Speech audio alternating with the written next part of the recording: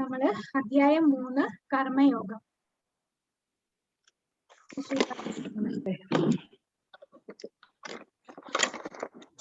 നമ്മൾ പഠിച്ചത് ആദ്യത്തെ രണ്ട് അധ്യായങ്ങളുടെ പേര് പറയാമോ? ഏതൊക്കെയായിരുന്നു ആദ്യത്തെ അധ്യായത്തിന്റെ പേര് പറഞ്ഞോളൂ. അർജുന വിഷാദയോഗം. അതിൽ അർജുനൻ 5 കാര്യങ്ങളാണ് പറഞ്ഞത്. യുദ്ധം ചെയ്യാതിരിക്കാനായിട്ട് 5 കാര്യങ്ങൾ. അതേതൊക്കെയായിരുന്നു ആ 5 കാര്യങ്ങൾ? മൃദുല ഹൃദയത്വം, ഭൗതിക സുഖാനുഭവങ്ങൾ, പാപം ചെയ്യുന്നതിലുള്ള ഭയം, കുടുംബ പാരമ്പര്യം, തീരുമാനമെടുക്കാനാവാത്ത അവസ്ഥ. അനന്തു അത് കാണാതെ പഠിച്ചു വെച്ചിരിക്കുകയാണല്ലേ? എപ്പോ ചോദിച്ചാലും അനന്തു അത് പറഞ്ഞോളൂ.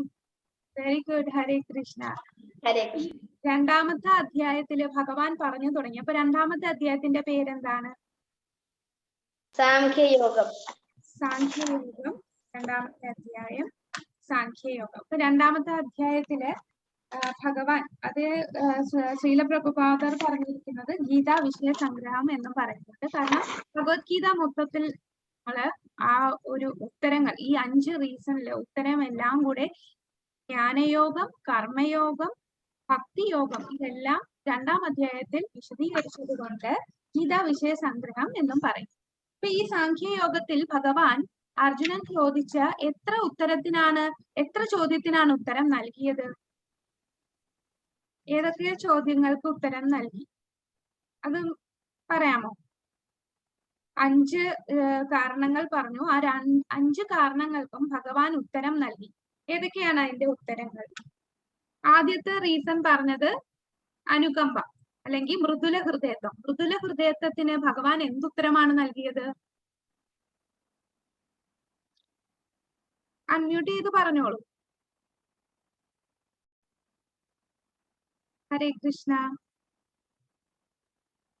ഞാൻ പറയുന്ന കേൾക്കുന്നില്ലേ? കേൾക്കുന്നുണ്ടല്ലോ അല്ലേ? കേൾക്കുന്നുണ്ട്. ഓക്കെ. അപ്പൊ ആദ്യത്തെ കാര്യം പറഞ്ഞ എന്താണ്? മൃദുല ഹൃദയത്തിന്. അപ്പം ഭഗവാൻ എന്താണ് ഉത്തരം നൽകിയത്? നീ ഈ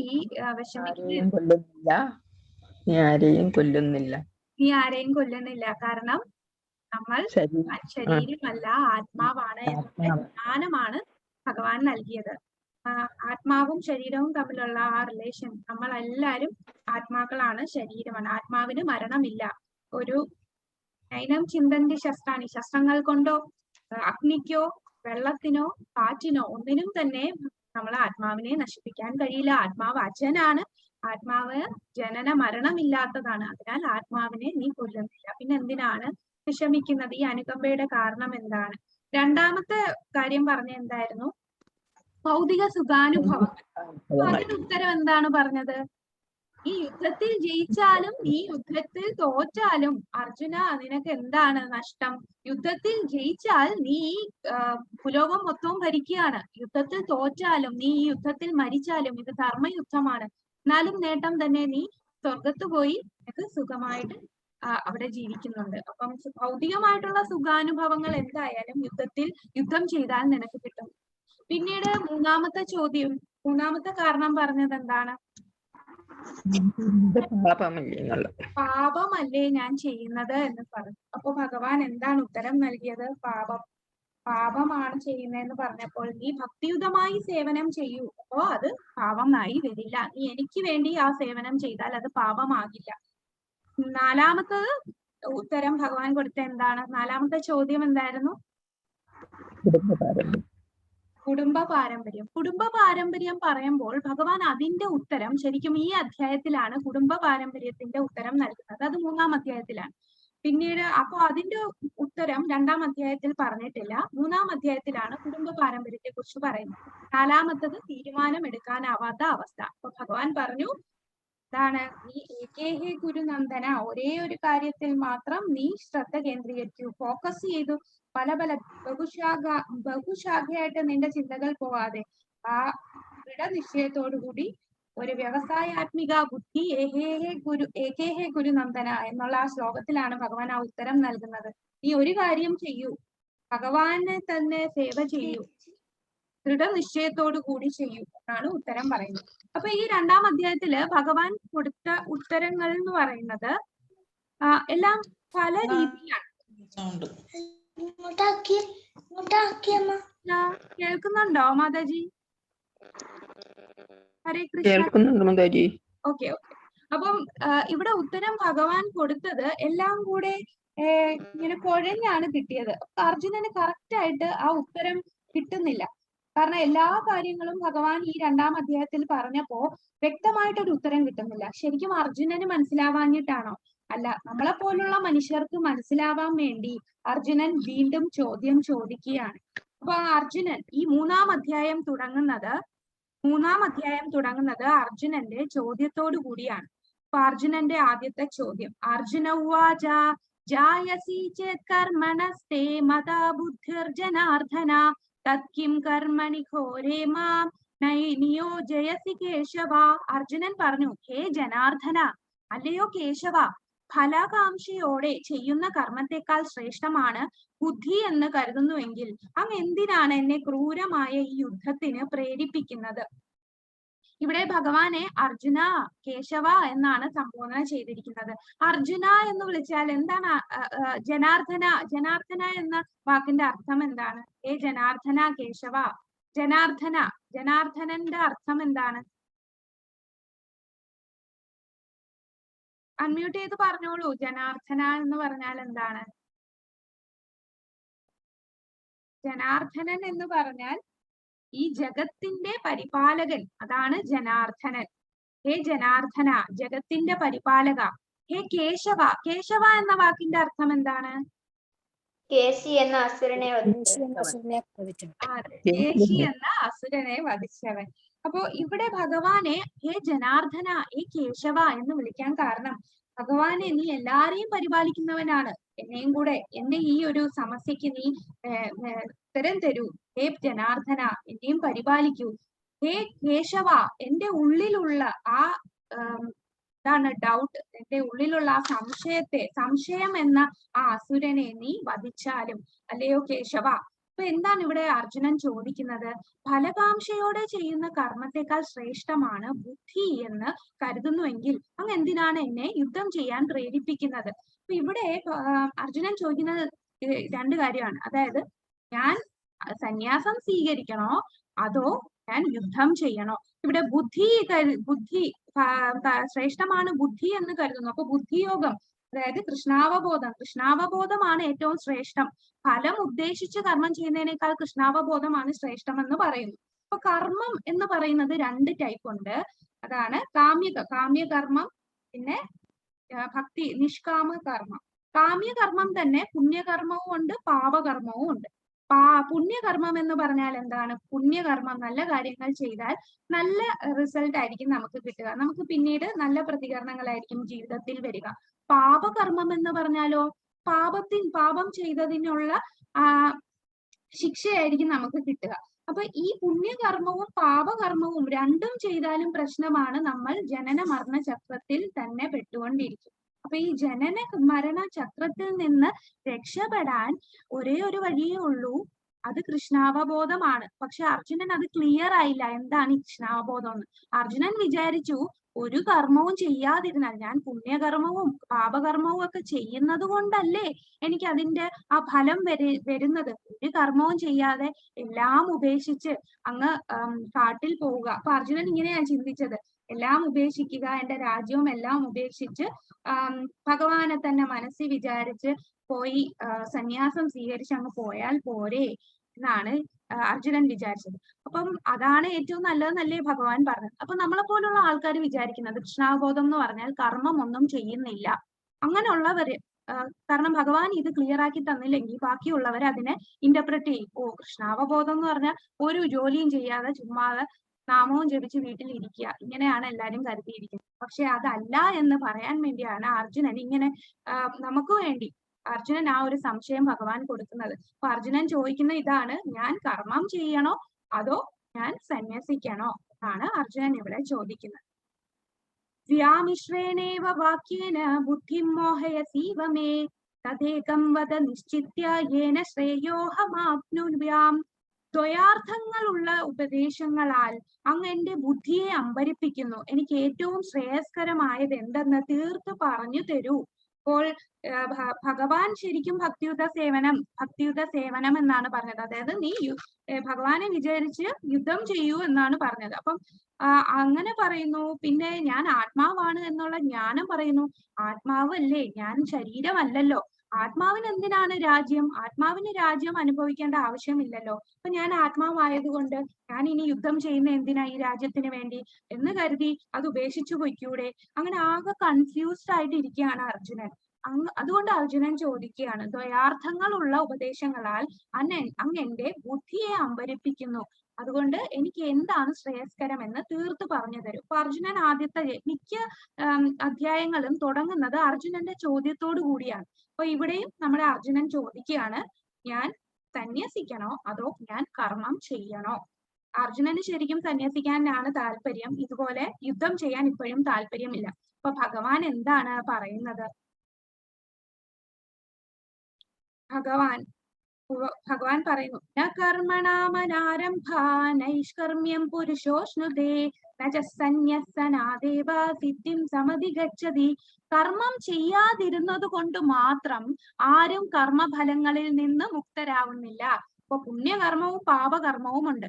ഒരു കർമ്മവും ചെയ്യാതിരുന്നാൽ പുണ്യവും പാപവും എനിക്ക് വരില്ലല്ലോ. അപ്പൊ പിന്നെ എനിക്ക് മുക്തി കിട്ടുമല്ലോ. അങ്ങനെയാണ് ചിന്തിച്ചത്. പക്ഷെ ഭഗവാൻ എന്താണ് പറഞ്ഞത്? ഒന്നും ചെയ്യാതിരുന്നത് കൊണ്ട് മാത്രം മുക്തരാകുന്നില്ല. സന്യാസം കൊണ്ട് മാത്രം ഒരാൾ പൂർണ്ണത നേടുകയില്ല അല്ല എന്നാണ് ഭഗവാൻ പറയുന്നത്.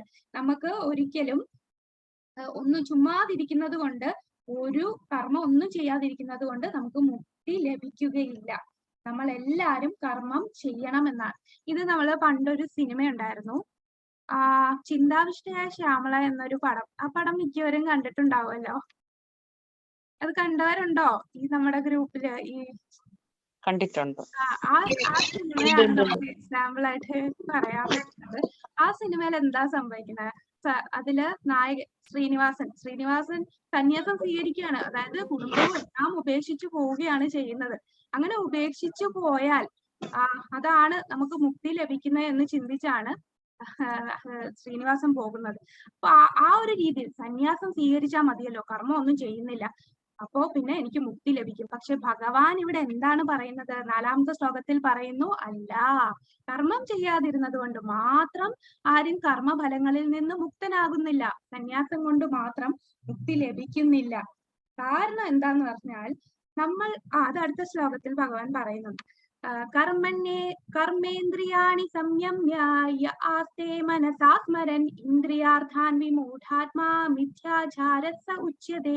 കർമ്മേന്ദ്രിയങ്ങളെ നിയന്ത്രിച്ചാലും വിഷയങ്ങളിൽ മനസ്സിനെ വ്യാപരിച്ചു കൊണ്ടിരിക്കുന്നവൻ സ്വയം ഭ്രമിപ്പിക്കുകയാണ്, കപട നാട്യക്കാരൻ എന്നാണ് അയാളെ പറയുന്നത്.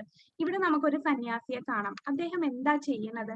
സന്യാസം എന്ന് പറഞ്ഞാൽ എല്ലാം ഉപേക്ഷിച്ചു, എല്ലാം ഭഗവാന് വേണ്ടി അർപ്പിച്ച് ജീവിതം സ്വീകരിക്കുകയാണ്. പക്ഷെ അദ്ദേഹത്തിന്റെ കയ്യിൽ ഒരു സിഗരറ്റ് കാണാം, കയ്യിൽ ഒരു ഫോൺ കാണാം. ഇതെന്താണ് ഇവിടെ നടക്കുന്നത്? ഈ സിഗരറ്റ് ഉപയോഗിക്കുന്നത് ശരീരത്തിന് ഹാനികരമാണെന്ന് എല്ലാവർക്കും അറിയാം. എന്നിട്ടും അദ്ദേഹം അത് ഉപയോഗിക്കുകയാണ് ചെയ്യുന്നത്.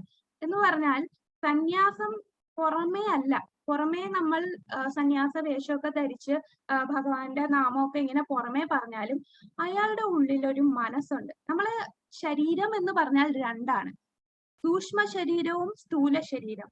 സൂക്ഷ്മ ശരീരം എന്ന് പറഞ്ഞാൽ നമുക്ക് ഇപ്പൊ തൊട്ട് നോക്കാം, നമ്മുടെ കയ്യ് കാല് നമുക്ക് കാണാൻ പറ്റുന്ന ഈ ശരീരം. സ്ഥൂല ശരീരമാണ് നമുക്ക് തൊടാൻ പറ്റുന്നത്. സൂക്ഷ്മ ശരീരം എന്ന് പറയുന്ന സട്ടിൽ ബോഡി നമുക്ക് കാണാൻ കഴിയില്ല, പക്ഷെ അതും നമ്മളുടെ ശരീരത്തിന്റെ കൂടെ ഉള്ളതാണ്. അതാണ് മനസ്സ്, ബുദ്ധി, അഹങ്കാരം. അതായത് നമ്മളൊരു കമ്പ്യൂട്ടർ എടുക്കുമ്പോൾ അതിന് ഒരു ഹാർഡ്വെയറും ഉണ്ട്, സോഫ്റ്റ്വെയറും ഉണ്ട്. ഹാർഡ്വെയർ എന്ന് പറയുമ്പോൾ നമ്മളിപ്പോ ലാപ്ടോപ്പ് അല്ലെ ഫോൺ എന്ന് പറഞ്ഞാൽ നമുക്ക് തൊടാനൊക്കെ പറ്റും, അതിനകത്ത് കീ ഒക്കെ ഉണ്ട്, അതൊക്കെ തൊടാൻ പറ്റും. പക്ഷെ അത് തൊടുമ്പോൾ ഇത് വർക്ക് ചെയ്യുന്ന എന്തുകൊണ്ടാണ്? അതിന്റെ അകത്തൊരു സോഫ്റ്റ്വെയർ ഉള്ളത് കൊണ്ടാണ്. അതുപോലെ നമ്മൾ ഈ ശരീരം നമുക്ക് കൈ, കാല്, കണ്ണ്, മൂക്ക് ഇതെല്ലാം തൊടാൻ പറ്റും. നമ്മുടെ ശരീരത്തിനകത്ത് കുറെ ഓർഗൻസ് ഒക്കെ ഉണ്ട്. എന്നാൽ അതിന്റെ ഉള്ളിലും നമുക്ക് കാണാൻ പറ്റാത്തതും തൊടാൻ പറ്റാത്തതുമായിട്ടുള്ള മനസ്സ്, ബുദ്ധി, അതുപോലെ മിഥ്യാഹങ്കാരം, ഈ 3 കൂടെയുണ്ട്. അതില് നമ്മൾ പുറമേ ശരീരം കൊണ്ടൊന്നും ചെയ്യുന്നില്ലെങ്കിലും നമ്മളുടെ മനസ്സ് എന്നുള്ള ഒരു സംഭവം ഉണ്ട്. അത് ഭയങ്കര പ്രശ്നക്കാരനാണ്. ആ മനസ്സ് പുറമേ ഇങ്ങനാണെങ്കിലും പല പല ചിന്തകളിൽ വ്യാപരിച്ചുകൊണ്ടേയിരിക്കും. ഈ ഒരു മനസ്സിന് ഒരു ഇന്ദ്രിയങ്ങളെയും എന്താ പിടിച്ചടക്കാൻ സാധിക്കുന്നില്ല. പുറമേ പിടിച്ച് കാണുമ്പോ ഒന്നും ഇല്ലെങ്കിലും മനസ്സത് ആഗ്രഹിച്ചുകൊണ്ടേയിരിക്കുകയാണ്. മനസ്സിന് ഇപ്പൊ നമ്മൾ പറഞ്ഞ ആ സിനിമയിൽ തന്നെ കാണാം, സന്യാസം സ്വീകരിച്ചു പോയിട്ടും പുള്ളി തന്റെ ഫാമിലിയെ കുറിച്ച് ഓർക്കുകയാണ്. ഫാമിലിയെ കുറിച്ച് ആരെങ്കിലും പറഞ്ഞാൽ അതില് കൂടുതൽ ഡിസ്റ്റർബ്ഡ് ആവുകയാണ്. അപ്പോ അർജുന, നീ ഇപ്പൊ സന്യാസമൊക്കെ സ്വീകരിച്ച് കാട്ടിൽ പോയി, എന്നാലും നീ അവിടെ ഇരുന്ന് എന്തായിരിക്കും ചിന്തിക്കുക? ഓ, എന്റെ രാജ്യം എന്താണ്, എന്റെ ഭാര്യ, എന്റെ ജ്യേഷ്ഠന്മാര്, അതെ, ഇവരൊക്കെ എന്ത് ചെയ്യുകയായിരിക്കും? മനസ്സിനത് മറക്കാൻ സാധിക്കില്ല. അതുകൊണ്ട് ചില ആൾക്കാര് അതുകൊണ്ടാണ് നമുക്കിപ്പം സമൂഹത്തിൽ തന്നെ എത്ര പ്രശ്നങ്ങളാണ് വരുന്നത്. സന്യാസം സ്വീകരിച്ച ആൾക്കാരാണ് പല പല കുറ്റകൃത്യങ്ങൾ ചെയ്യുന്നത്. കാരണം എന്താണ്? അവര് മനസ്സിനെ ഇതുവരെ കൺട്രോൾ ചെയ്യാൻ പഠിച്ചില്ല. പുറമേ ഉള്ള രീതിയിലേ അവര് ചെയ്യുന്നുള്ളൂ. അതുകൊണ്ട് തന്നെ നമ്മളുടെ സമൂഹത്തിലുള്ള ആൾക്കാര് ആധ്യാത്മികതയിൽ പോകുന്നവരെ അവരെ കുറ്റപ്പെടുത്തുകയാണ്.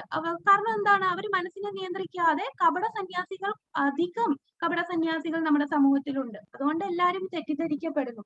അതുകൊണ്ട് എന്താ ചെയ്യേണ്ടത്? നമ്മൾ ഈ കപട സന്യാസം മാറ്റാനായിട്ട് നമ്മുടെ മനസ്സിനെയാണ് നിയന്ത്രിക്കുന്നത്. അവിടെ ഭഗവാൻ പറയുന്ന കർമ്മേന്ദ്രിയങ്ങളെ നിയന്ത്രിച്ചാലും, കർമ്മേന്ദ്രിയങ്ങൾ എന്ന് പറഞ്ഞാൽ നമ്മളുടെ കയ്യ്, കാല്, നമ്മളുടെ തൊണ്ട, ജനനേന്ദ്രിയങ്ങൾ, ഇതൊക്കെയാണ് കർമ്മേന്ദ്രിയങ്ങൾ. ഇതിനെ നിയന്ത്രിച്ചാലും വിഷയങ്ങളിൽ മനസ്സിനെ വ്യാപരിച്ച് ഓരോ കാര്യങ്ങളിൽ മനസ്സാകൃഷ്ടപ്പെട്ടിരിക്കുകയാണ്. വ്യാപരിച്ചുകൊണ്ടിരിക്കുന്നവൻ സ്വയം ഭ്രമിപ്പിക്കുകയാണ്. കപട നാട്യക്കാരൻ എന്നാണ് അയാളെ വിളിക്കുന്നത്. അങ്ങനെ മനസ്സിൽ ഇങ്ങനെ ഓരോ ചിന്തകൾ ഇങ്ങനെ വരുന്ന ആളെ കപട നാട്യക്കാരൻ എന്ന് വിളിക്കുന്നു. യസ്ത്വിന്ദ്രിയാണി മനസാ നിയമ്യാരഭതേ അർജുന കർമ്മേന്ദ്രിയൈ കർമ്മയോഗ അസക്തഃ വിശിഷ്യതേ. മറ്റൊരു തരത്തിൽ പറഞ്ഞാൽ, ആത്മാർത്ഥതയുള്ള ഒരാൾ പ്രവർത്തന നിരതമായ ഇന്ദ്രിയങ്ങളെ മനസ്സിനാൽ നിയന്ത്രിക്കാൻ ശ്രമിച്ചുകൊണ്ട് ആസക്തി കൂടാതെ കൃഷ്ണാവബോധപരമായ കർമ്മങ്ങളിൽ ഏർപ്പെടുകയാണെങ്കിൽ അയാളാണ് അത്യുത്തമൻ. അപ്പൊ നമ്മളുടെ കർമ്മം, നമ്മളുടെ മനസ്സും നമ്മൾ നിയന്ത്രിക്കണം. ആ മനസ്സിനെ എങ്ങനെയാണ് നിയന്ത്രിക്കുക?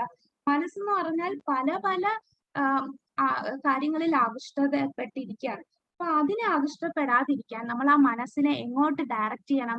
കൃഷ്ണാവബോധപരമായ കാര്യങ്ങളിൽ, കൃഷ്ണന് വേണ്ടിയുള്ള കാര്യങ്ങൾ. നമ്മളെ കണ്ണുകൾ ഭഗവാന്റെ ആ സുന്ദര രൂപം കാണാനായിട്ട് നമ്മളെ കണ്ണുകളെ മാറ്റണം. നമ്മളെ നാവ് നമുക്ക് ടേസ്റ്റ് ഭയങ്കര, നാവിന് കൺട്രോൾ ചെയ്യാൻ പറ്റില്ലല്ലേ? നല്ല രുചിയുള്ള ഭക്ഷണം കിട്ടിയാൽ നമുക്ക് നാവില് കൺട്രോൾ ചെയ്യാതെ നമ്മളത് എടുത്ത് കഴിക്കാൻ നോക്കും. പക്ഷെ അവിടെ നമുക്ക് കൃഷ്ണാവബോധപരമായി ഭഗവാൻ അർപ്പിച്ച് ഭഗവാൻ പ്രസാദമായി നമ്മൾ നാവിനെ നിയന്ത്രിക്കാം. അങ്ങനെ നമ്മളെ മനസ്സിനെ നേരെ ഭഗവാനിലോട്ട് തിരിക്കുകയാണെന്നുണ്ടെങ്കിൽ, അങ്ങനെ ചെയ്താൽ നമുക്ക് എല്ലാ ഇന്ദ്രിയങ്ങളെയും നിയന്ത്രിക്കാൻ സാധിക്കും. ഈ പിക്ചറിൽ കാണുന്നത് പ്രതാപരുദ്ര രാജാവാണ്. പ്രതാപരുദ്ര രാജാവ് ഒറീസയിലെ രാജാവായിരുന്നു. ചൈതന്യ മഹാപ്രഭു ഉള്ള കാലത്താണ്. ചൈതന്യ മഹാപ്രഭു ആരാണെന്ന് പറയാം. ഇപ്പൊ ചൈതന്യ മഹാപ്രഭുവിന്റെ കാലത്ത് ഒറീസയിലെ രാജാവായിരുന്നു പ്രതാപരുദ്ര. അദ്ദേഹം ജഗന്നാഥൻ ഈ പിക്ചറിൽ കാണുന്ന ആരാന്ന് മനസ്സിലായോ?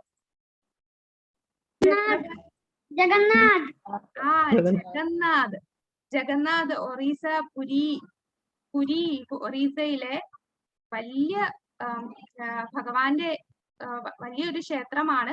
അവിടെ ജഗന്നാഥ്, സുഭദ്ര, ബലഭദ്രനും സുഭദ്രാദേവിയും ജഗന്നാഥും ഉള്ള വലിയൊരു ക്ഷേത്രമാണ്. അപ്പൊ അവിടെ നമ്മളെ ഭഗവാനെ രഥോത്സവമുണ്ട്. ഭഗവാനെ രഥത്തിൽ ഇറക്കി പ്രജകളെ കാണിക്കാനായിട്ട് കൊണ്ടുവരും. അങ്ങനെ ഈ നമ്മുടെ പ്രതാപരുദ്ര രാജാവിന് ചൈതന്യ മഹാപ്രഭുവിനെ കാണാൻ ഭയങ്കര ആഗ്രഹമായിരുന്നു. പക്ഷെ ചൈതന്യ മഹാപ്രഭു, അദ്ദേഹം സന്യാസിയാണ്. അപ്പൊ അദ്ദേഹം പറയും, ഇല്ല, ഞാൻ ഇതുപോലെ ഭൗതികമായിട്ടുള്ള വലിയ നിലയിലുള്ള ആൾക്കാരെ ഒന്നും ഞാൻ കാണില്ല. കാരണം അവർക്കൊക്കെ ഭൗതിക കാര്യങ്ങളിലായിരിക്കും ആഗ്രഹം. അതിനാൽ കാണാൻ സമ്മതിച്ചില്ല. അദ്ദേഹത്തിന് വളരെ വിഷമമായി. അപ്പോഴാണ് അദ്ദേഹത്തിന്റെ ചൈതന്യ മഹാപ്രഭുവിന്റെ കൂടെയുള്ള ആൾക്കാർ പറയും, ഒരു കാര്യം, രഥയാത്രയുടെ അന്ന്, ജഗന്നാഥന്റെ രഥയാത്രയുടെ അന്ന് ചൈതന്യ മഹാപ്രഭു വരും. അപ്പൊ നിനക്ക് ദൂരെ നിന്ന് അദ്ദേഹത്തെ കാണാമെന്ന് പറയും. അദ്ദേഹം രാജാവാണ്. അദ്ദേഹമാണ് രഥയാത്ര എല്ലാം അറേഞ്ച് ചെയ്യുന്നത്. അതുപോലെ വലിയ ഭക്തനാണ് ഈ രാജാവ്. അദ്ദേഹം ഒരു ചൂലെടുത്ത് അവിടെ എല്ലാം തൂക്കുകയാണ്. ജഗന്നാഥൻ വരുന്നതിന് മുമ്പ് അവിടെ എല്ലാം തൂത്ത് വൃത്തിയാക്കിയാണ്, ഒരു രാജാവാണ് ആ സമയത്ത് തൂക്കുന്നത്.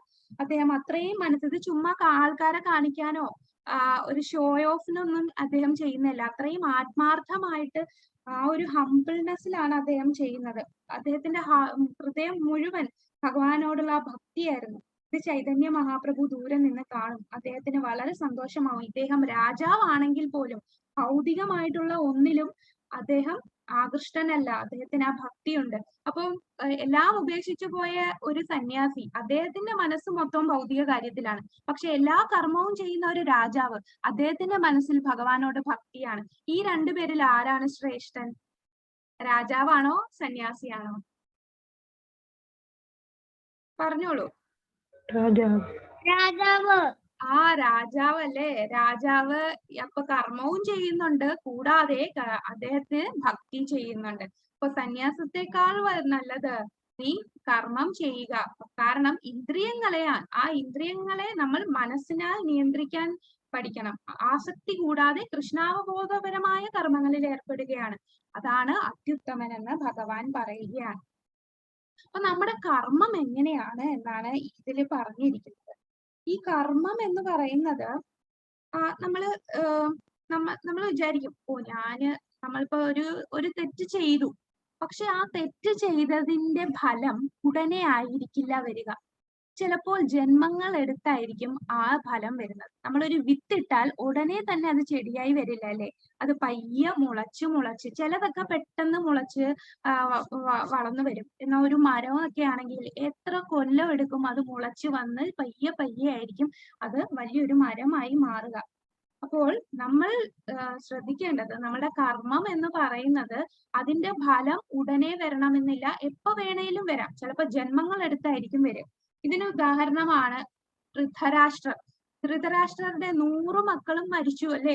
ധൃതരാഷ്ട്രരുടെ 100 മക്കളും നഷ്ടപ്പെട്ടു. അപ്പൊ ഭഗവാന്റെ അടുത്ത് ചോദിക്കും, ഭഗവാനെ എന്തുകൊണ്ടാണ് എനിക്ക് ഇങ്ങനെ ഒരു ദുരിതം വന്നത്? എന്റെ 100 മക്കളെയും എന്റെ കൺമുമ്പിൽ എനിക്ക് ഇല്ലാതായല്ലോ. അപ്പൊ ഭഗവാൻ പറയും, ഞാൻ എന്ത് പാപമാണ് ചെയ്തതെന്ന് ചോദിക്കുമ്പോ ഭഗവാൻ പറയും, എന്താ ഭഗവാൻ പറയുന്നതെന്ന് അറിയോ?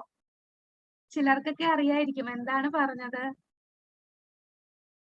50 ജന്മങ്ങൾക്ക് മുമ്പ് എന്താ ചെയ്തതെന്ന് വെച്ചാൽ, നമ്മുടെ ധൃതരാഷ്ട്രർ ഒരു പക്ഷിയെ അമ്പെയ്യും. അപ്പൊ ആ പക്ഷിയെ അമ്പെയ്യുമ്പോ അത് പറന്നു പോകും. അപ്പൊ ആ ദേഷ്യത്തിന് ആ പക്ഷിയുടെ 100 മുട്ടകൾ, ആ മുട്ടകളെല്ലാം അദ്ദേഹം നശിപ്പിക്കുകയാണ് ചെയ്യുന്നത്. അങ്ങനെ ആ 100 മുട്ടകളെ കൊന്നില്ലേ, ആ കുഞ്ഞുങ്ങളെ കൊന്നില്ലേ, അതിന്റെ കർമ്മഫലമായിട്ടാണ് 50 ജന്മങ്ങൾ, 50 വർഷമല്ല 50 ജന്മങ്ങൾ എടുത്തു നിനക്ക് ആ ഒരു പാപത്തിന്റെ ഫലം വന്ന്. അപ്പോൾ ധൃതരാഷ്ട്രർ ചോദിക്കും, 50 ജന്മമോ? 50 ജന്മത്തിന് ശേഷം എന്തിനാണ് എനിക്ക് ഇത്രയും ഈ ഒരു പാപം വന്നത്? അതെന്താ ഉടനെ എനിക്ക് വരാഞ്ഞത്? അപ്പൊ എന്താ പറയുക? അത് നിനക്ക് ഒരു മകൻ ലഭിക്കണമെന്നുണ്ടെങ്കിൽ അത്രയും പുണ്യകർമ്മം ചെയ്യണം. അപ്പൊ 100 മക്കൾ ഉണ്ടാവാൻ നീ ഈ 50 ജന്മം എടുത്തു ആ പുണ്യകർമ്മം ചെയ്യാൻ.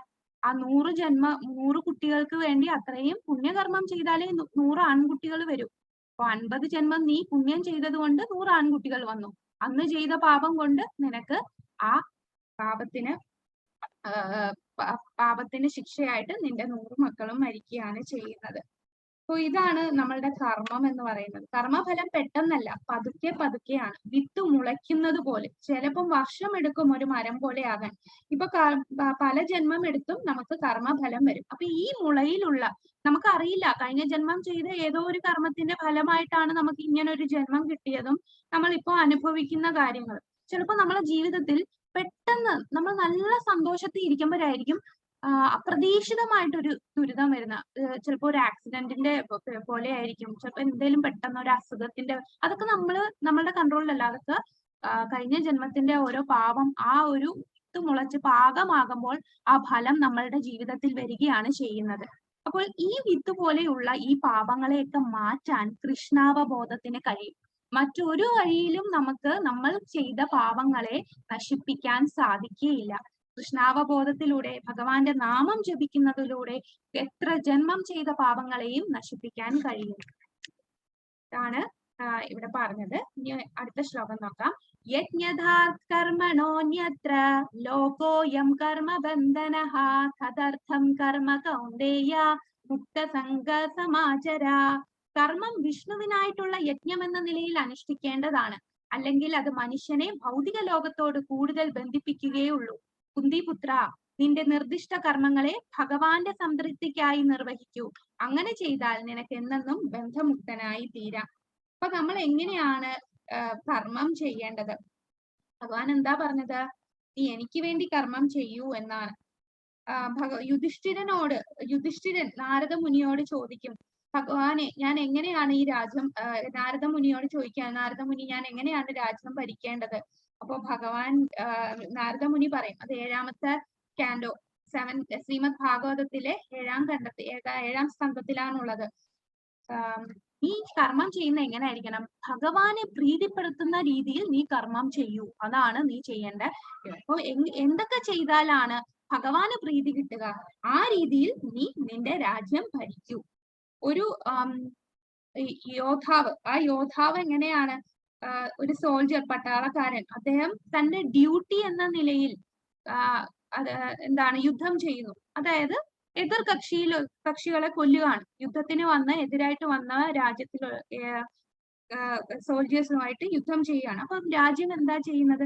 ആ രാജ്യം അദ്ദേഹത്തിന് അവാർഡ് കൊടുക്കുകയാണ്. എന്നാൽ ഇതേ ഭടൻ തന്റെ ആഗ്രഹത്തിന് വേണ്ടി, ആ ഒരു ഡ്യൂട്ടി അല്ലാതെ തന്റെ ആഗ്രഹത്തിന് വേണ്ടി അടുത്തുള്ള ഒരാളെ വെടിവെച്ച് കൊന്നു. അപ്പൊ എന്താണ് അതേ ഗവൺമെന്റ് എന്ത് ചെയ്യും? അദ്ദേഹത്തെ ശിക്ഷിക്കുകയാണ് ചെയ്യുന്നത്. ഇവിടെ ഈ ഭടൻ ചെയ്ത കാര്യം ഒന്ന് തന്നെയാണ്, കൊല്ലുക തന്നെയാണ് ചെയ്തത്. ഒന്ന് എതിർ രാജ്യത്തുനിന്ന് വന്നവരെ കൊന്നു, യുദ്ധത്തിന് വന്നവരെ കൊന്നു. മറ്റേത് സ്വന്തം ഇന്ദ്രിയത്തിന് വേണ്ടി, ഇന്ദ്രിയ സംതൃപ്തിക്ക് വേണ്ടി അടുത്തുള്ള ആളുമായിട്ട് വഴക്കിട്ട് അയാളെ കൊന്നു. അപ്പൊ രണ്ടും കൊല്ലുകയാണ് ചെയ്തത്. പക്ഷെ ഇവിടെ എന്താ സംഭവിച്ചത്? രാജ്യത്തിനെ സംരക്ഷിക്കാൻ വേണ്ടി കൊന്നതുകൊണ്ട് അദ്ദേഹത്തിന് അവാർഡ് കിട്ടി. എന്നാൽ തന്റെ സ്വന്തം കാര്യത്തിന് വേണ്ടി മറ്റൊരാളെ കൊന്നപ്പോൾ അദ്ദേഹത്തിന് ശിക്ഷ കിട്ടി. അപ്പൊ ഇവിടെ നമ്മൾ എന്താ ചെയ്യേണ്ടത്? നമ്മൾ ചെയ്യുന്ന കാര്യങ്ങളെല്ലാം ഭഗവാനായിട്ടുള്ള, വിഷ്ണുവിനായുള്ള യജ്ഞം എന്ന നിലയിൽ അനുഷ്ഠിക്കുകയാണ് വേണ്ടത്. അതല്ലെങ്കിൽ അത് മനുഷ്യനെ ഭൗതിക ലോകത്തോട് കൂടുതൽ ബന്ധിപ്പിക്കുകയുള്ളൂ. കുന്തിപുത്ര, നിന്റെ കർമ്മങ്ങളെ ഭഗവാന്റെ സംതൃപ്തിക്കായിട്ട് നിർവഹിക്കൂ എന്നാണ് പറയുന്നത്. അപ്പൊ നമ്മളും അതാണ് ജീവിതത്തിൽ ചെയ്യേണ്ടത്. നമ്മൾ ചെയ്യേണ്ടത് എന്താണ്? ഭഗവാൻ എന്താണ് സന്തോഷം തരുന്നത് എന്ന് ഭഗവാൻ പറഞ്ഞിട്ടുണ്ട്. അതുപോലെ നമ്മുടെ ആചാര്യന്മാര് പറഞ്ഞത്. അപ്പൊ ആചാര്യന്മാർ പറഞ്ഞ പോലെ ആ നിർദ്ദിഷ്ട കാര്യങ്ങൾ നമ്മൾ അങ്ങനത്തെ കർമ്മങ്ങൾ ചെയ്യൂ. അങ്ങനെ ചെയ്താൽ നിനക്ക് എന്നെന്നും ബന്ധമുക്തനായി ഇരിക്കാം. യജ്ഞശിഷ്ടാശിനസ്സന്തോ മുച്യന്തേ സർവകിൽ വിഷൈ ഭുഞ്ജതേ തേ ത്വത്ഖം പാപാ ഏപജന്ത്യാത്മകാരണാത്. യജ്ഞത്തിൽ നിവേദിക്കപ്പെടുന്ന അന്നം ഭക്ഷിക്കുന്നത് കൊണ്ട് ഭഗവത് ഭക്തന്മാർ സർവ പാപങ്ങളിൽ നിന്നും മുക്തരാകുന്നു. സ്വയം ആസ്വദിക്കാൻ വേണ്ടി മാത്രം ഭക്ഷണം ഉണ്ടാക്കുന്നവർ പാപത്തെയാണ് ഭുജിക്കുന്നത്. നമുക്കറിയാം, ഒരു രോഗി കഴിച്ചതിന്റെ ബാക്കി കഴിച്ചാൽ എന്താ സംഭവിക്കുക? ഒരു രോഗിയുടെ പ്ലേറ്റിൽ ഒരു രോഗി കഴിച്ചു, അതിന്റെ ബാക്കിയായിട്ട് നമ്മൾ ആ പ്ലേറ്റിൽ നിന്ന് കഴിച്ചാൽ എന്താ സംഭവിക്കുക? നമുക്കും രോഗം പകരുകയാണ്. അതുപോലെ നമ്മൾ ഭഗവാനെ സേവിച്ചത് കഴിച്ചു, ഭഗവാന് ഫുഡ് സമർപ്പിച്ചു. അപ്പൊ ഭഗവാൻ കഴിച്ചതിന്റെ ബാക്കി കഴിച്ചാൽ, ഭഗവാൻ അതീന്ദ്രിയനാണ്, അദ്ദേഹം ആണ് പരമദിവ്യോത്തമ പുരുഷൻ, അതീന്ദ്രിയനാണ്. അദ്ദേഹത്തിന് കഴിച്ചതിന്റെ ബാക്കിയാണ് കഴിക്കുന്നതെങ്കിൽ നമ്മളുടെ സകല പാപങ്ങളും ഇല്ലാതാവും. എല്ലാം ഭഗവാനാണ് എല്ലാത്തിന്റെയും ഉടമ. അപ്പൊ ഉടമയ്ക്ക് കൊടുക്കാതെ നമ്മൾ എന്തെടുത്താലും, അപ്പോ കാരണം നമ്മൾ ഈ ഉണ്ടാക്കുന്ന ഭക്ഷണമൊക്കെ ആര് തന്നതാണ്? ഈ ഉള്ള ധാന്യങ്ങളും ഈ ഉള്ള സസ്യങ്ങളും നമ്മൾ ഈ താമസിക്കുന്ന സ്ഥലവും എല്ലാം ഭഗവാൻ നിർമ്മിച്ചതാണ്. ഈ ഭൂമി, ഈ സൂര്യൻ, ഇതെല്ലാം ഭഗവാൻ തന്നതാണ്. അപ്പൊ ആ ഭഗവാൻ തന്ന സ്ഥാനത്തിൽ നിന്ന് നമ്മൾ കുറെ കുക്ക് ചെയ്തിട്ട് നമ്മളുടെ തന്നെ ആവശ്യത്തിന്, നമ്മളുടെ തന്നെ ഇന്ദ്രിയങ്ങളെ സംതൃപ്തിപ്പെടുത്താൻ കഴിച്ചാൽ അപ്പൊ എന്താണ് അതിന്റെ ഉടമയ്ക്ക് എന്താ വരിക? അപ്പൊ നമ്മളൊരു കള്ളനാവുകയല്ലേ ചെയ്യുന്നത്? ഭഗവാൻ തന്നതെല്ലാം ഭഗവാന് കൊടുക്കാതെ നമ്മൾ കഴിച്ച, ഭഗവാൻ ഇതിന്റെ ഒന്നും ആവശ്യമില്ല. എന്നാലും നമ്മളുടെ പാപത്തെ മാറ്റാൻ ഭഗവാൻ അർപ്പിച്ചതിന്റെ ബാക്കിയായിട്ട് നമ്മൾ കഴിക്കുകയാണെന്നുണ്ടെങ്കിൽ നമ്മുടെ എല്ലാ പാപങ്ങളും ഇല്ലാതാകും. അപ്പൊ സ്വയം ആസ്വദിക്കാൻ വേണ്ടി മാത്രം ഭക്ഷണം ഉണ്ടാക്കുന്നവൻ പാപമാണ് ചെയ്യുന്നത്. എന്നാൽ ഭക്ഷിക്കുന്നതിന് മുമ്പ് ഭഗവത് ഭക്തന്മാർ സർവ്വ പാവങ്ങളിൽ നിന്നും യജ്ഞത്തിൽ നിവേദിക്കപ്പെടുന്ന അന്നം, അതായത് ഭഗവാൻ അർപ്പിച്ച ആ അന്നം ഭക്ഷിക്കുകയാണെന്നുണ്ടെങ്കിൽ സർവ്വ പാപങ്ങളിൽ നിന്നും നമ്മൾ മുക്തരാവുകയാണ് ചെയ്യുന്നത്. ഇത് കൃഷ്ണാവബോധത്തിൽ നമ്മളെല്ലാരും വിഷുവിന്റെ അന്ന് മാത്രമേ ഭഗവാൻ അർപ്പിക്കൂ അല്ലെ. ആ വർഷത്തിൽ ഒരിക്കൽ മാത്രമേ നമ്മൾ എല്ലാം കായ്ഫലങ്ങളും എല്ലാം ഭഗവാന് സമർപ്പിക്കുന്നു. പക്ഷേ കൃഷ്ണാവബോധത്തിലുള്ള ആൾക്കാർ എല്ലാ ദിവസവും ഭഗവാൻ അർപ്പിച്ചിട്ടാണ് അവർ കഴിക്കുക.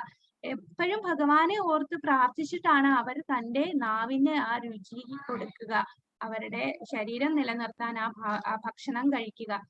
ഭഗവാന് അർപ്പിക്കാതെ ഒന്നും കഴിക്കുകയില്ല. ഇങ്ങനെയാണ് അവര് ഭഗവാനെ അർപ്പിക്കുക. ഒരു ഫ്രൂട്ട്സ് ആയാലും.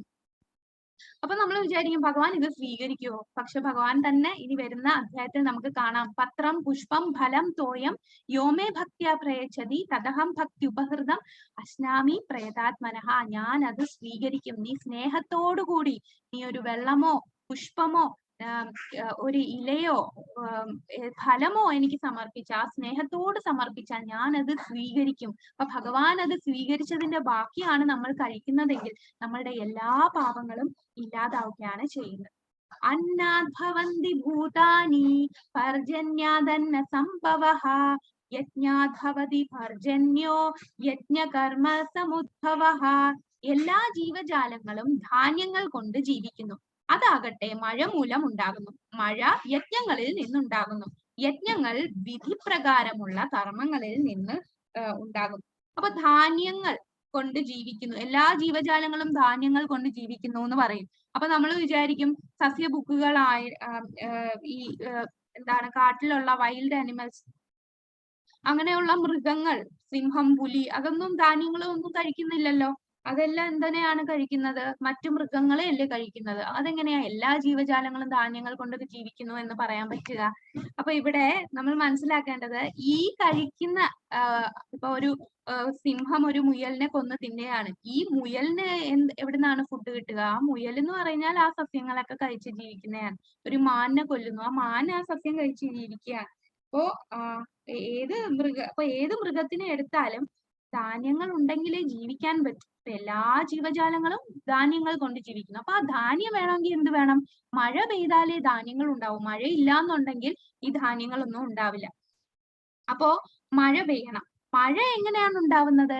യജ്ഞങ്ങളിൽ നിന്നാണ് ഉണ്ടാകുന്നത്. നമ്മൾ വിചാരിക്കും, നമ്മളൊക്കെ സ്കൂളിൽ പോയി സയൻസിൽ പഠിച്ചിട്ടുണ്ട്, മഴ വരുന്നത് കടലിലെ വെള്ളം സൂര്യപ്രകാശം കൊണ്ട് നീരാവിയായി അത് കാർമേഘമാകുന്നു, ആ കാർമേഘത്തിൽ നിന്ന് നമുക്ക് മഴ ലഭിക്കുന്നു, ഇങ്ങനെയൊക്കെയാണ്.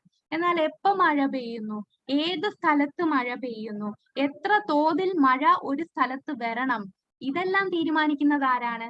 അപ്പോ ഇത് സയൻസ് മാത്രം, എയ്ത്തിസ്റ്റ് ആയിട്ടുള്ള ആൾക്കാര് ഇതിനെയൊക്കെ ലംഘിച്ച് ഇങ്ങനെ സംസാരിക്കും. പിന്നെ നിങ്ങൾ എന്താണ് ഈ പറഞ്ഞു കൊടുക്കുന്നത്? മഴ യജ്ഞത്തിൽ നിന്നുണ്ടാകുന്നു. പക്ഷെ ഇതാണ് ശാസ്ത്രം പറയുന്നത്, സത്യവും ഇതാണ്. മഴ പെയ്യുന്നത് യജ്ഞം ചെയ്യുന്നത് കൊണ്ടാണ്. ആ യജ്ഞം കാരണമാണ് ഇന്ദ്രദേവൻ നമുക്ക് മഴ തരുന്നത്. അപ്പൊ ആ ഒരു മേഘം ഏത് ഡയറക്ഷനിൽ പോയി ഏത് സ്ഥലത്ത് നിന്ന് എത്ര തോതിൽ ആ മഴ ആ സ്ഥലത്ത് വരണം ഇതൊക്കെ തീരുമാനിക്കുന്നത് എവിടുന്നാണ്? ഇതിന്റെ എല്ലാം അൾട്ടിമേറ്റ് ആയിട്ടുള്ള ഭഗവാനുണ്ട്. അപ്പൊ ഭഗവാന്റെ നിയന്ത്രണ പ്രകാരമാണ് ഇതെല്ലാം നടക്കുന്നത്. അപ്പൊ യജ്ഞങ്ങൾ, ഇനി ഈ യജ്ഞങ്ങൾ എങ്ങനെയാണ് ഉണ്ടാവുന്നത്? വിധിപ്രകാരമുള്ള കർമ്മങ്ങളിൽ നിന്നും ഉണ്ടാകും. അപ്പൊ ഇതിന്റെ ഒരു സൈക്കിള് നമുക്ക് നോക്കാം. ഇതാണ് നമ്മളുടെ ഗ്രെയിൻസ്. നമുക്ക് ആഹാരം വേണമല്ലോ, ഫുഡ് ഗ്രെയിൻസ് വേണം. അപ്പൊ ഈ ഫുഡ് ഗ്രെയിൻസ് എന്ന് പറഞ്ഞാൽ മഴ കാരണം ലഭിക്കുന്നു. ഈ മഴ എന്താണ്? യജ്ഞം ചെയ്യുന്നത് കൊണ്ട് മഴയുണ്ടാകുന്നു. അപ്പൊ ഈ യജ്ഞമൊക്കെ എങ്ങനെയാ ചെയ്യേണ്ടതെന്ന് എവിടുന്നാ പഠിക്കുക? ഈ വേദങ്ങളിൽ എഴുതിയിട്ടുണ്ട്. ആ വേദങ്ങളിൽ പറഞ്ഞ പോലെയാണ് യജ്ഞം ചെയ്യുന്നത്. ഇനി ഈ വേദം എന്ന് പറയുന്നത് എവിടുന്നാണ് കിട്ടുന്നത്? അത് ഭഗവാനാണ് വേദങ്ങൾ തന്നത്. ഭഗവാൻ സ്വയം നമുക്ക് വേദം തരികയാണ്. അപ്പൊ ഈ വേദങ്ങളിൽ കൂടെ യജ്ഞം ചെയ്തു, യജ്ഞം ചെയ്തത് കാരണം മഴ പെയ്യുന്നു, മഴ പെയ്തത് കാരണം നമുക്ക് ധാന്യങ്ങൾ, ഫ്രൂട്ട്സ്, വെജിറ്റബിൾസ് എല്ലാം കിട്ടുന്നു. അതിൽ നിന്ന് നമ്മൾ ആഹാരം ഉണ്ടാക്കുന്നു. അപ്പൊ നമ്മൾ എന്താണ് ചെയ്യേണ്ടത്? ഈ ആഹാരം ഭഗവാനിൽ നിന്നാണ് ഇത് ഒറിജിനേറ്റ് ചെയ്തത്, ഭഗവാനിൽ നിന്നാണ് തുടങ്ങിയത്. അപ്പൊ ആ ഫുഡ് നമ്മൾ ഭഗവാന് അർപ്പിച്ചിട്ടാണ് കഴിക്കുക. അങ്ങനെ കഴിക്കുമ്പോൾ നമുക്ക് എല്ലാ പാപങ്ങളിൽ നിന്നും മുക്തി ലഭിക്കുകയാണ് ചെയ്യുന്നത്. അപ്പൊ ഇങ്ങനെ നമ്മള് ആഹാരം ഇങ്ങനെ കഴിക്കുകയാണെന്നുണ്ടെങ്കിൽ ഇതിന്റെ നമ്മളുടെ മെമ്മറി, നമ്മളുടെ ചെറിയ ചെറിയ ടിഷ്യൂസ്, നമ്മളെ ബ്രെയിനിലുള്ള ടിഷ്യൂസിനെയൊക്കെ അത് ബാധിക്കും. അങ്ങനെ നമുക്ക് നല്ല കൂടുതൽ കൂടുതൽ ആധ്യാത്മികമായിട്ട് പുരോഗമിക്കാൻ സാധിക്കും ഭഗവാൻ അർപ്പിച്ച ആഹാരം നമ്മൾ കഴിച്ചാൽ. നമ്മുടെ ജീവിതത്തിലുള്ള മിക്ക പ്രശ്നങ്ങളും പ്രശ്നങ്ങളെ നമ്മൾ അഭിമുഖീകരിക്കുന്നത് നല്ല തോതിൽ മാറ്റം, നമുക്ക് തന്നെ ആ മാറ്റം നമുക്ക് തന്നെ റിയലൈസ് ചെയ്യാൻ സാധിക്കും. നാമജപവും പ്രസാദം കഴിക്കാനും തുടങ്ങി കഴിഞ്ഞാൽ ഇതെല്ലാം അത്രയും ആധ്യാത്മികമായിട്ടുള്ളതാണ്. അത് കഴിച്ചു കഴിഞ്ഞാൽ നമ്മുടെ ബോധം ക്ലിയർ ആവും. നമ്മൾ മറ്റുള്ളവരോട് കാണുന്ന കുറ്റങ്ങളെല്ലാം മാറും. എല്ലാം ഭഗവത് രീതിയിലാണ് നമ്മൾ പിന്നെ ചിന്തിക്കാൻ തുടങ്ങുക. നമ്മളുടെ സ്വഭാവത്തിൽ നല്ല മാറ്റം ഉണ്ടാവും. ചിലർക്കൊക്കെ ഭയങ്കര ദേഷ്യമൊക്കെ കാണും. ഇതുപോലെ പ്രസാദം കഴിച്ചു നോക്കൂ, നമ്മളുടെ ചിന്താഗതി വരെ മാറ്റിമറിക്കാൻ സാധിക്കും. അത്രയും പവർഫുൾ ആണ് ഭഗവാന്റെ നാമവും ഭഗവാൻ അർപ്പിച്ച പ്രസാദവും. അപ്പൊ ഇതാണ് ആ ഒരു സൈക്കിൾ. അപ്പൊ ഭഗവാൻ ഇവിടെ ഈ ഒരു പാസ്റ്റ് ടൈം എന്താണ് എല്ലാവർക്കും അറിയാല്ലേ? എന്താണ്? ഭഗവാൻ ഗോവർദ്ധന പർവ്വതം. ഇത് കിഡ്സ് ക്ലാസ് ആണോ? കുറെ കുഞ്ഞുങ്ങളുണ്ടല്ലോ. ഹരേ കൃഷ്ണ. ഹരേ കൃഷ്ണ. ഗോവർദ്ധന പർവ്വതം ഉയർത്തുകയാണല്ലേ. ഇവിടെ നമ്മുടെ ഇന്ദ്രദേവന് ഒരു അസൂയ തോന്നി. ഇന്ദ്രദേവനാണ് മഴ തരുന്നത്. അപ്പൊ മഴ തരുമ്പോ യജ്ഞങ്ങൾ നിങ്ങൾ എനിക്ക് അർപ്പിക്കണ്ടേ എന്ന് വിചാരിച്ചു. നമ്മൾ പറഞ്ഞില്ലേ യജ്ഞം ചെയ്താലേ മഴ പെയ്യൂ. കണ്ടോ, യജ്ഞം ചെയ്താലേ മഴ പെയ്യൂ. അപ്പൊ യജ്ഞം ഭഗവാൻ അർപ്പിക്കുന്നു, അല്ലാതെ ഇന്ദ്രൻ അർപ്പിച്ചില്ല എന്ന് ഓർത്താണ് ഇന്ദ്രൻ ഇങ്ങനെ മഴയൊക്കെ പെയ്യിച്ച് അവിടെ വെള്ളപ്പൊക്കമൊക്കെ വരുത്താൻ ശ്രമിച്ചത്. അപ്പൊ അതിനൊരു പാഠം പഠിപ്പിക്കാൻ ഭഗവാൻ കണ്ടോ ഗോവർദ്ധന മല ഉയർത്തി 7 ദിവസം. അപ്പൊ ഇന്ദ്രൻ അവിടെ നിന്ന് മനസ്സിലായി ഞാൻ ചെയ്തത് തെറ്റാണ്. ശരിക്കും നമ്മൾ എന്താ ചെയ്യേണ്ടത്? ഒറിജിൻ ഭഗവാനാണ്. ഒരു മരത്തിന് അതിന്റെ എവിടെയാണ് വെള്ളം ഒഴിക്കുക? മരത്തിന്റെ ശിഖരങ്ങളിലാണോ ഇലകളിലാണോ? നമ്മൾ എവിടെയാ അതിന് വെള്ളം ഒഴിക്കുക? ആ മരത്തിന്റെ ചോട്ടിലാണല്ലേ, ആ റൂട്ടിലാണ് വെള്ളം ഒഴിക്കേണ്ടത്. അപ്പൊ ആ റൂട്ട് എന്ന് പറയുന്ന ഭഗവാനാണ് ആ തുടക്കം. അപ്പൊ ഭഗവാന് നമ്മൾ യജ്ഞം ചെയ്താൽ മതി, ഓട്ടോമാറ്റിക് ആയിട്ട് അതിന്റെ കീഴിലുള്ള എല്ലാവർക്കും അത് കിട്ടുകയാണ് ചെയ്യുന്നത്. അപ്പൊ ഇനി കർമ്മം. നമുക്ക് കർമ്മം എന്ന് പറയുമ്പോ വേറൊരു ഡിവിഷൻ ആണ് വികർമ്മം, കർമ്മം, വികർമ്മം, അകർമ്മം. കർമ്മം എന്ന് പറഞ്ഞാൽ നേരത്തെ പറഞ്ഞു പുണ്യകർമ്മം പാപകർമ്മം എന്നൊക്കെ ഉണ്ടെന്ന് പറഞ്ഞില്ലേ. കർമ്മം എന്ന് പറഞ്ഞാൽ എന്താണോ നമ്മളുടെ ശാസ്ത്രങ്ങളിൽ എഴുതിയിരിക്കുന്നത് അതേപോലെ ജീവിക്കുന്നതാണ് കർമ്മം. അവിടെ കൃഷ്ണാവബോധം ഒന്നും വരുന്നില്ല. അവർക്ക് നമ്മൾക്ക് ഭൗതികമായിട്ട് എന്തൊക്കെ കിട്ടണം എന്നൊക്കെ ശാസ്ത്രങ്ങളിൽ എഴുതിയിട്ടുണ്ട്. അപ്പൊ ആ ശാസ്ത്രങ്ങളിൽ എഴുതി അതുപോലെ നമ്മൾ ജീവിക്കുകയാണ്. അതാണ് കർമ്മം. വികർമ്മം എന്ന് പറഞ്ഞാൽ വേദങ്ങളിൽ അല്ലെങ്കിൽ ശാസ്ത്രങ്ങളിൽ പറഞ്ഞിട്ടില്ലാത്ത രീതിയിലുള്ള ചെയ്യുന്ന കർമ്മമാണ് വികർമ്മം. വേദോപദിഷ്ടമല്ലാത്ത കർമ്മം, വേദങ്ങളിൽ ഉപദേശിച്ചിട്ടില്ലാത്ത കർമ്മം ചെയ്യുന്നതാണ് വികർമ്മം. ഈ നിൽക്കുന്ന ആൾ ആരാന്ന് മനസ്സിലായോ? ഈ ഒരു പുറ്റിനകത്ത് ഇരുന്ന് തലയിൽ തീയൊക്കെ വരുന്നു, മോളില് ബ്രഹ്മദേവൻ ഉണ്ട്. അപ്പൊ ഇത് ഏതോ ഒരു അസുരനാണ്. ഏതാണ് ആ അസുരൻ? കുട്ടികൾക്ക് അറിയായിരിക്കും. ഇതാരാണ്? വരം ചോദിക്കുകയാണ്. എന്നെ ആർക്കും കൊല്ലാൻ പറ്റരുത്, രാവിലെ കൊല്ലരുത്, രാത്രി കൊല്ലാൻ പാടില്ല. ആരാണ്? ഹിരണ്യകശിപു ആണ്. ഹിരണ്യകശിപു ഇവിടെ ചെയ്ത ആ തപസ് എന്ന് പറയുന്നത് വികർമ്മമാണ്. വികർമ്മം എന്ന് പറഞ്ഞാൽ നമ്മളുടെ വേദങ്ങളിൽ പറഞ്ഞിട്ടില്ല, വേദത്തിൽ ഉപദേശിച്ചിട്ടില്ലാത്ത രീതിയിലുള്ള കർമ്മമാണ് ചെയ്യുന്നത്. അദ്ദേഹം എത്ര വർഷം? 60,000 വർഷമാണ് തപസ് ചെയ്തത്. സത്യയുഗമാണ്. 60,000 വർഷം ഇതുപോലെ ഒറ്റക്കാലിലൊക്കെ നിന്ന് 2 കൈയും മുകളിലോട്ട് ഉയർത്തി തലയിൽ ഇങ്ങനെ മുകളിലോട്ട് നോക്കി ആ ഒരു സ്ലിപ്പില് അത്രയും ഭയങ്കര കഠിനമായിട്ടുള്ള തപസ്സാണ് ചെയ്തത്. ബ്രഹ്മദേവനെ തപസ് ചെയ്യാണ് ചെയ്തത്. എന്തിനാണ്? എനിക്ക് അമരനാകണം, ഞാനായിരിക്കണം ഈ ലോകം മൊത്തവും ഭരിക്കേണ്ടത്, എന്നെ ആർക്കും കൊല്ലാൻ സാധിക്കരുത്. അപ്പൊ സ്വന്തം കാര്യത്തിന് വേണ്ടിയാണ് ഈ ഒരു തപസ് ചെയ്യുന്നത്. വികർമ്മമാണിത്. അങ്ങനെ ചെയ്തിട്ട് അവസാനം എന്താ സംഭവിച്ചത്? തലയിലുള്ള ഈ ചൂട്, തലയിൽ തീ വരെ വരാൻ തുടങ്ങി. അത്രയും ശരീരത്തിലുള്ള എല്ലെല്ലാം പുറത്തു വരുന്ന രീതിയിൽ അത്രയും കഠിനമായ തപസ് ചെയ്തു. അങ്ങനെ ബ്രഹ്മദേവൻ പറഞ്ഞു എനിക്ക് അമരനാകണമെന്ന് പറഞ്ഞപ്പോ ബ്രഹ്മദേവൻ പറഞ്ഞ എന്താണ്, എനിക്ക് പോലും മരണമുണ്ട്, പിന്നെ എങ്ങനെയാണ് ഞാൻ നിനക്ക് അമരത്വം തരാൻ സാധിക്കുക, എനിക്കത് തരാൻ സാധിക്കില്ലല്ലോ.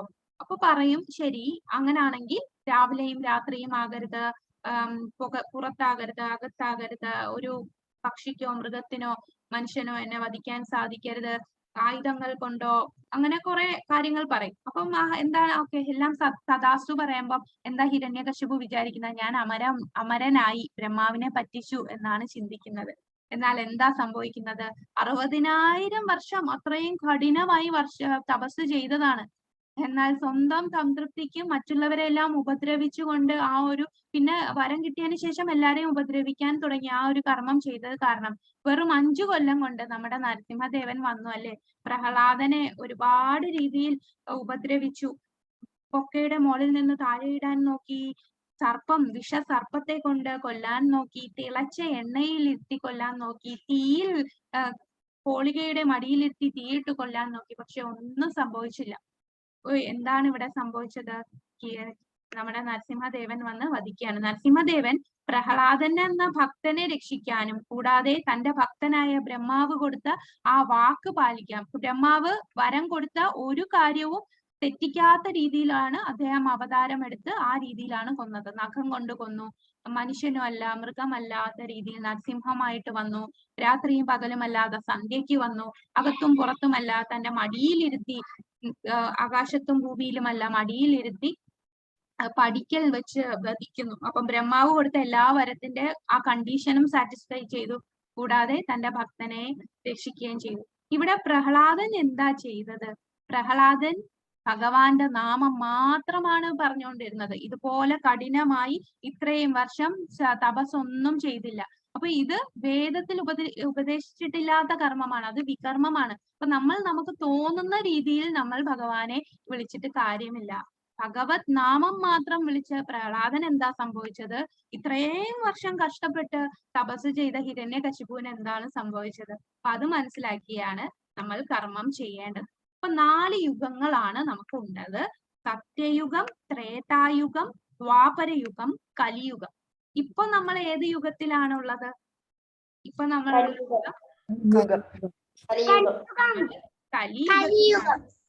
കലിയുഗത്തിലാണ് നമ്മളിപ്പോ ഉള്ളത്.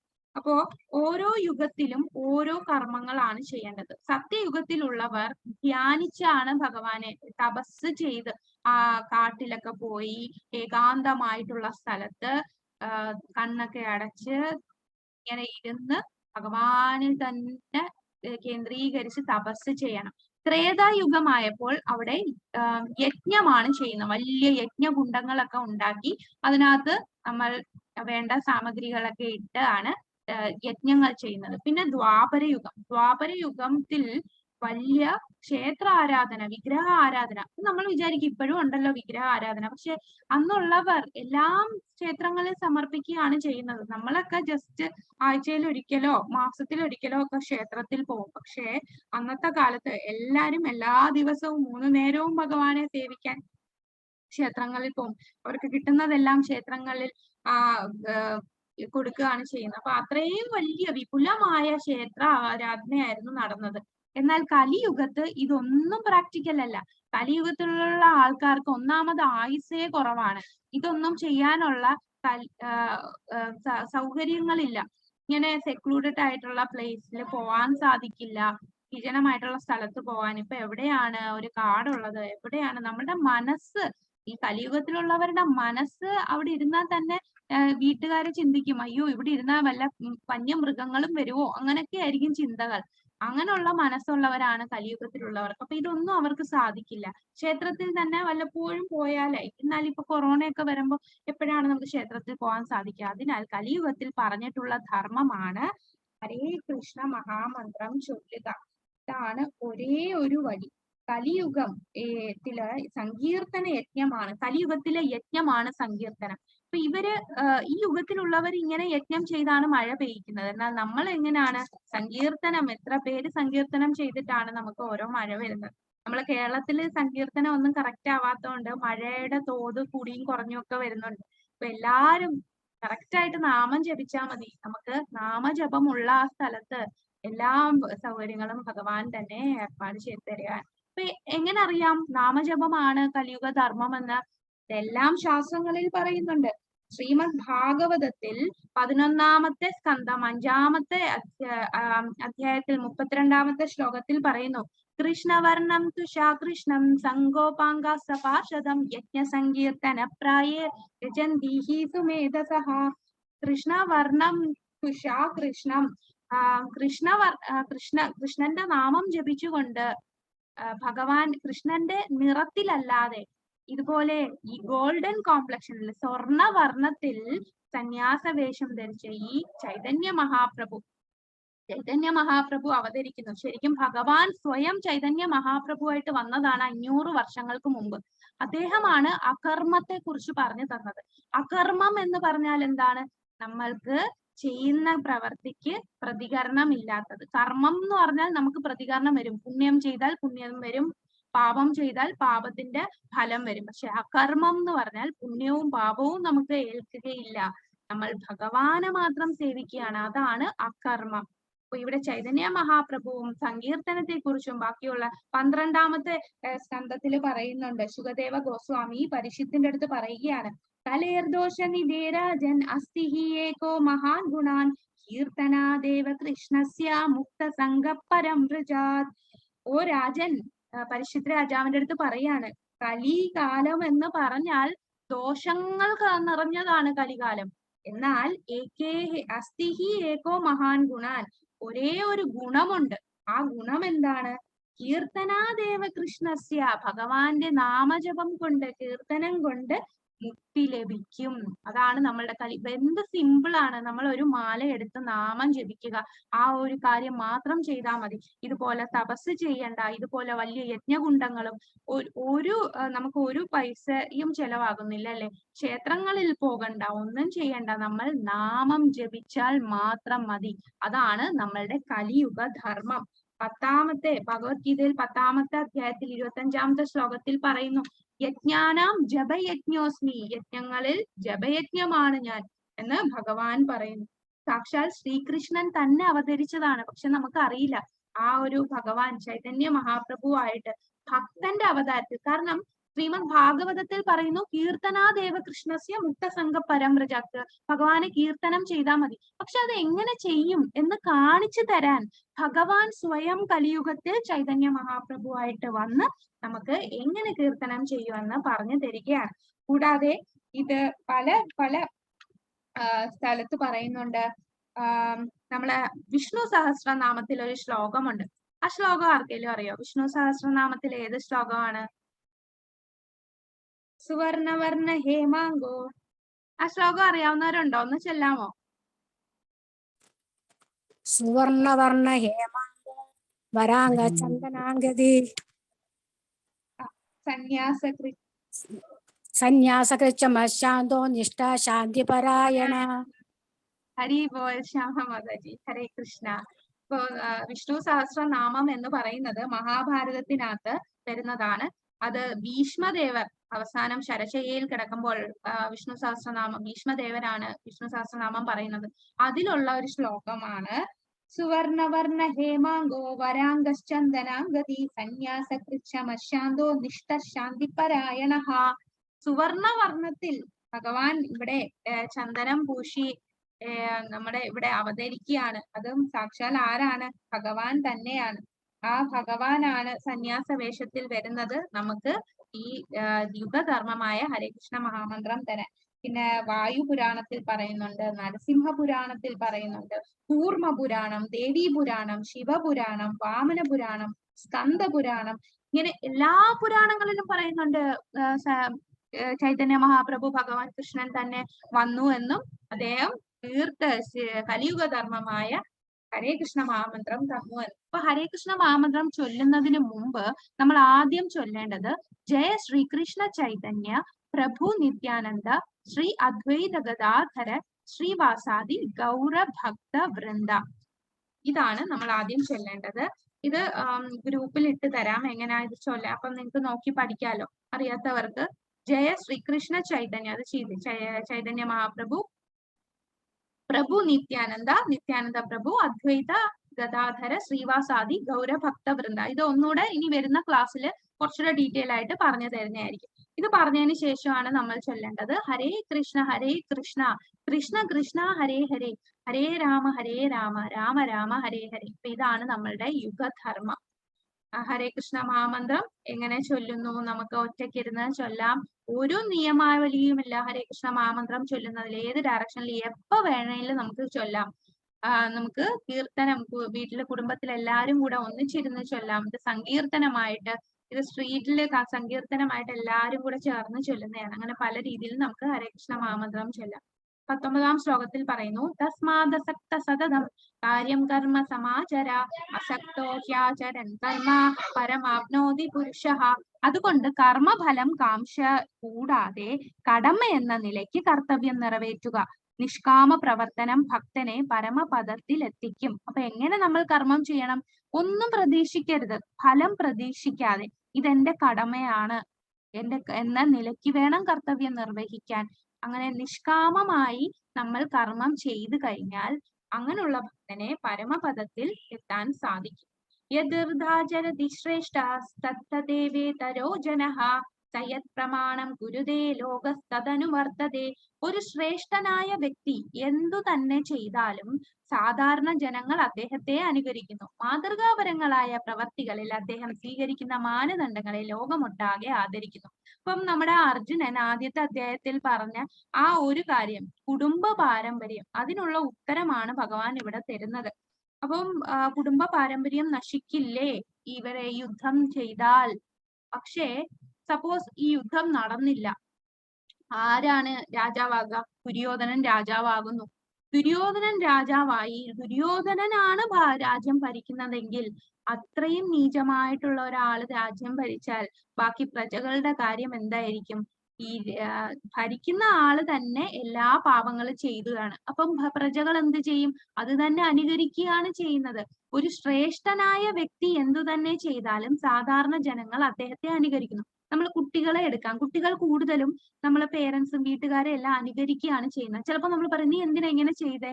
അപ്പൊ പറയാം അത് അമ്മമ്മ ചെയ്തല്ലോ, അല്ലെങ്കിൽ അമ്മ ചെയ്തല്ലോ, അത് കണ്ടിട്ടാണ് ഞാൻ ഇത് ചെയ്യുന്നത്. അപ്പൊ എല്ലാരും അനുകരിക്കുകയാണ് ചെയ്യുന്നത്. നമ്മളെല്ലാരും നേതാക്കന്മാര്, നമ്മളൊരു ഓഫീസിൽ വർക്ക് ചെയ്യുവാണെന്നുണ്ടെങ്കിൽ ആ ഓഫീസിലെ ഏറ്റവും മുകളിലിരിക്കുന്ന ആൾ എന്ത് ചെയ്യുന്നോ അതിനെ അനുകരിക്കുകയാണ് ചെയ്യുന്നത്. അപ്പൊ ശ്രേഷ്ഠനായ വ്യക്തി എന്തു തന്നെ ചെയ്താലും സാധാരണ ജനങ്ങൾ എന്ത് ചെയ്യും? അദ്ദേഹത്തെ അനുകരിക്കുന്നു.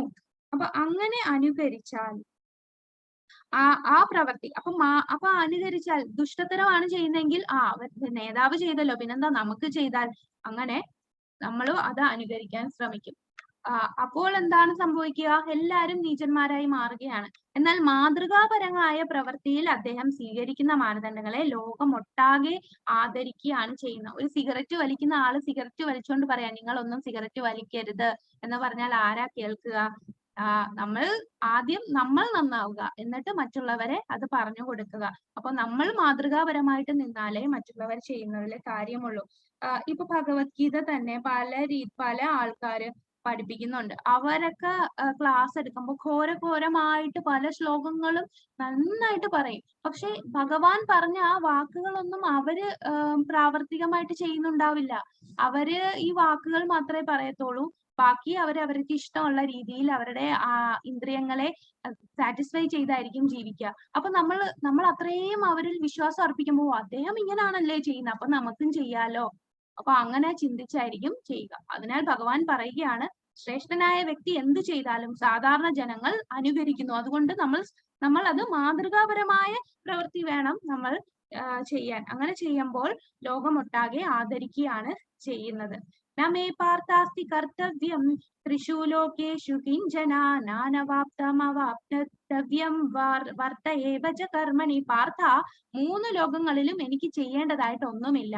എനിക്കില്ലാത്തതായോ ആവശ്യമായോ ആയി ഒന്നുമില്ല. എങ്കിലും ഞാൻ വിധിക്കപ്പെട്ട കർമ്മം ചെയ്തുകൊണ്ടേയിരിക്കുന്നു. ഇപ്പോ എന്താണ് നമ്മുടെ അർജുനൻ യുദ്ധം ചെയ്യാതെ എല്ലാം ഇട്ട് കളഞ്ഞിട്ട് ഓടിപ്പോയാൽ നാളെ ആൾക്കാർ എന്താ ചിന്തിക്കുക? ഓ, അത്രയും ശ്രേഷ്ഠനായ അർജുനൻ നമ്മുടെ ജീവിതത്തിൽ ഒരു മുഖ്യമായ ഒരു പ്രശ്നം വരുമ്പോൾ ആ അർജുനൻ എന്താ എല്ലാം ഇട്ടിട്ട് ഓടിപ്പോവല്ലേ ചെയ്തത്. അപ്പൊ നമുക്കും ഇതിട്ടിട്ട് ഓടിപ്പോകാം എന്ന് കരുതും. അപ്പൊ ആൾക്കാര് നിന്നെ അനുകരിക്കുകയാണ് ചെയ്യുന്നത്. അപ്പൊ നീ എന്താ യുദ്ധം ചെയ്ത് അത് കാണിച്ചു കൊടുക്കുകയാണ് ചെയ്യേണ്ടത്, ഞാൻ ഈ കർമ്മം ചെയ്യണം എന്ന്. എന്നാലേ മറ്റുള്ളവരും പോലെ ഒരു പ്രധാനപ്പെട്ട തീരുമാനം എടുക്കേണ്ട സമയത്ത് ഞാൻ ഈ കർമ്മം ചെയ്തേ പറ്റൂ എന്ന് ചിന്തിച്ച് അത് ചെയ്യുകയുള്ളൂ. ഇവിടെ ഭഗവാൻ പറയുന്നു, എനിക്ക് ഈ ലോകങ്ങളിൽ ചെയ്യാനായിട്ട് ഒന്നുമില്ല, എനിക്കില്ലാത്തതായിട്ടോ ആവശ്യമായിട്ടോ ഒന്നുമില്ല, എന്നിട്ടും ഞാൻ കർമ്മം ചെയ്തുകൊണ്ടിരിക്കുന്നു. അപ്പൊ ഭഗവാൻ ഇവിടെ, പ്രപഞ്ച നായകനായ ഭഗവാൻ ഇവിടെ അർജുനന്റെ തേരാളിയായിട്ടാണ് വന്നിരിക്കുന്നത്. അദ്ദേഹം വൃന്ദാവനത്തിൽ ഇത്ര 3 ലക്ഷം പശുക്കളുണ്ട്. എന്നിട്ട് അദ്ദേഹം ആ പശുക്കളെ മേയ്ക്കാൻ പോകുന്നു, പശുക്കളെ മേയ്ക്കുന്നു, അവിടെയുള്ള കർമ്മങ്ങളെല്ലാം ചെയ്യുന്നു. അദ്ദേഹത്തിന് ഇതൊന്നും ചെയ്യേണ്ട ആവശ്യമില്ല. എന്നിട്ടും ഞാൻ വിധിക്കപ്പെട്ട കർമ്മം ചെയ്തുകൊണ്ടിരിക്കുന്നു. എന്തുകൊണ്ട്? കാരണം മറ്റുള്ളവർ നമ്മളെ കണ്ടാണ് പ്രവർത്തിക്കുക. അപ്പൊ നമ്മൾ ചെയ്യുന്നത് കറക്റ്റ് ആയിരിക്കണം. ന ബുദ്ധിഭേദം ജനയേധ ജ്ഞാനം കർമ്മസംഗിനാം ജോഷയേത് സർവകർമാണി വിദ്വാൻ യുക്ത സമാചരൻ. അപ്പൊ ഈ ശ്ലോകങ്ങളിൽ പറയുന്നത് മറ്റേ നമ്മുടെ അർജുനൻ പറഞ്ഞ 4ാമത്തെ റീസൺ, കുടുംബ പാരമ്പര്യം, അതിനുള്ള ഉത്തരമായിട്ടാണ് പറഞ്ഞത്. അതുകൊണ്ട് നീ ജോലി ചെയ്തില്ല എന്നുണ്ടെങ്കിൽ ഈ ഒരു കുടുംബം നശിക്കാനുള്ള കാരണക്കാരൻ നീ തന്നെയാകും. നീ യുദ്ധം ചെയ്തില്ലെങ്കിലാണ് കുടുംബ പാരമ്പര്യം നഷ്ടമാകുന്നത്.